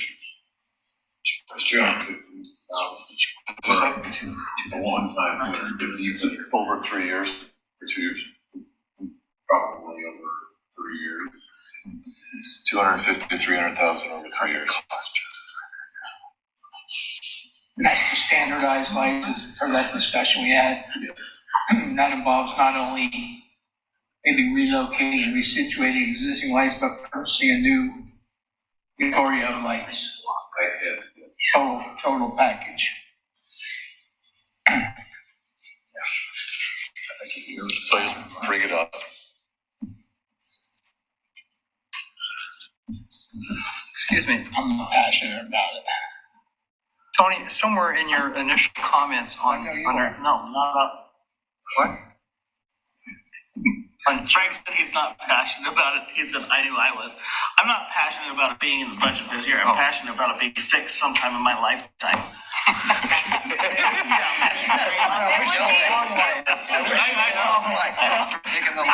What's the forecast on that? Maybe you could do a spreadsheet for it, Frank.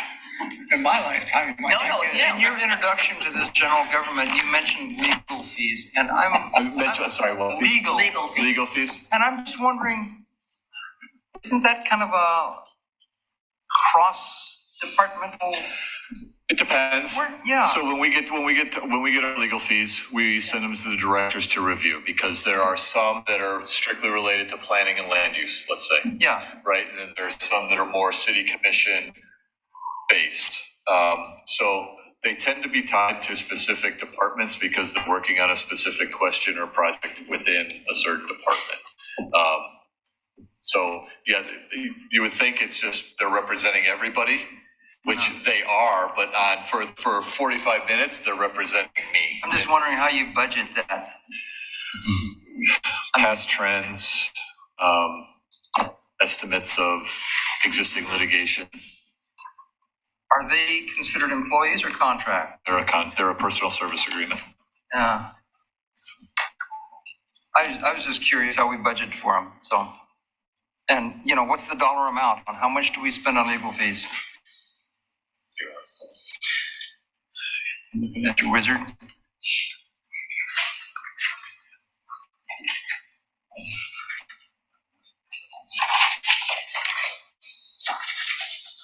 If you want, I'm going to provide what's in here, but again, as Tony indicated, the legal bill is split up amongst all the funds, depending on the issue. So it would take a little bit more time to gather up the, citywide number. I can get back to you with that at the next meeting. I think we'll meet again. Sure. Yeah. And sorry, one more. Page 52. Facilities. We created a new fund division because kind of like GIS, it started as mapping and planning and it kept growing, and it needed to become a department due to the responsibility, the requirements, the budgeting. So facilities kind of started the same way. It was the pool, it was the Pioneer Center, and everybody was up on Warner Building and City Hall, right? So it was easy to have facilities embedded in the Parks Department. We now have multiple facilities, and this department has expanded to providing those facility services outside of just parks. So it's City Hall, it's the Libke facility.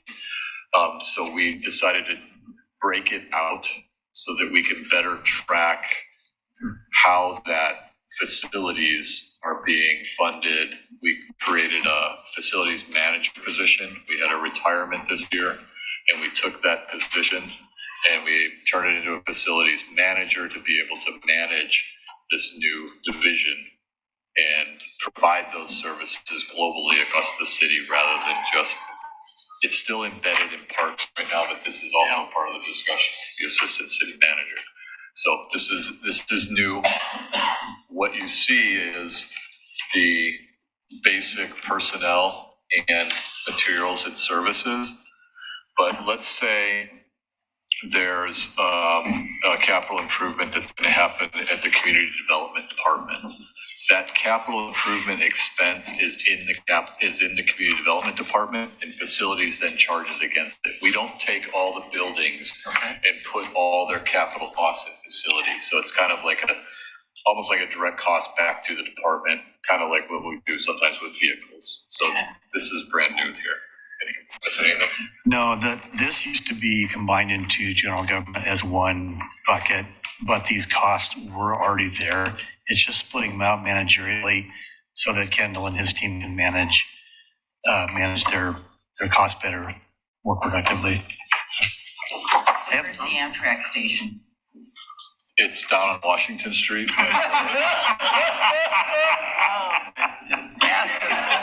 It's getting late. Keeping track.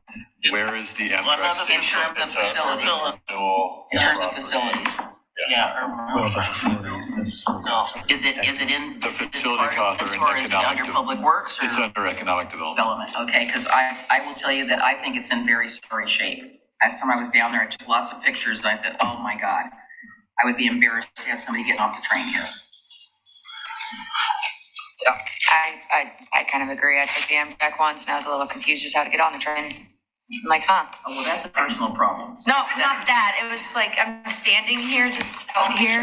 Well, the building's fine, it just needs some maintenance. So it's under economic development, that seems a little odd, but we own the building, right? Yes. Urban renewal. Why is it under economic Like development? urban renewal owns it. Well, it's under economic development, but Well, when you say this, the city doesn't own it, I don't think. does the city own it or does the agency own it? The agency owns. Okay. Well, then I will have to speak to the agency then. Agency staff is located in economic development because we have no urban renewal agency staff. I'll be speaking to the agency staff. Okay. Any other questions?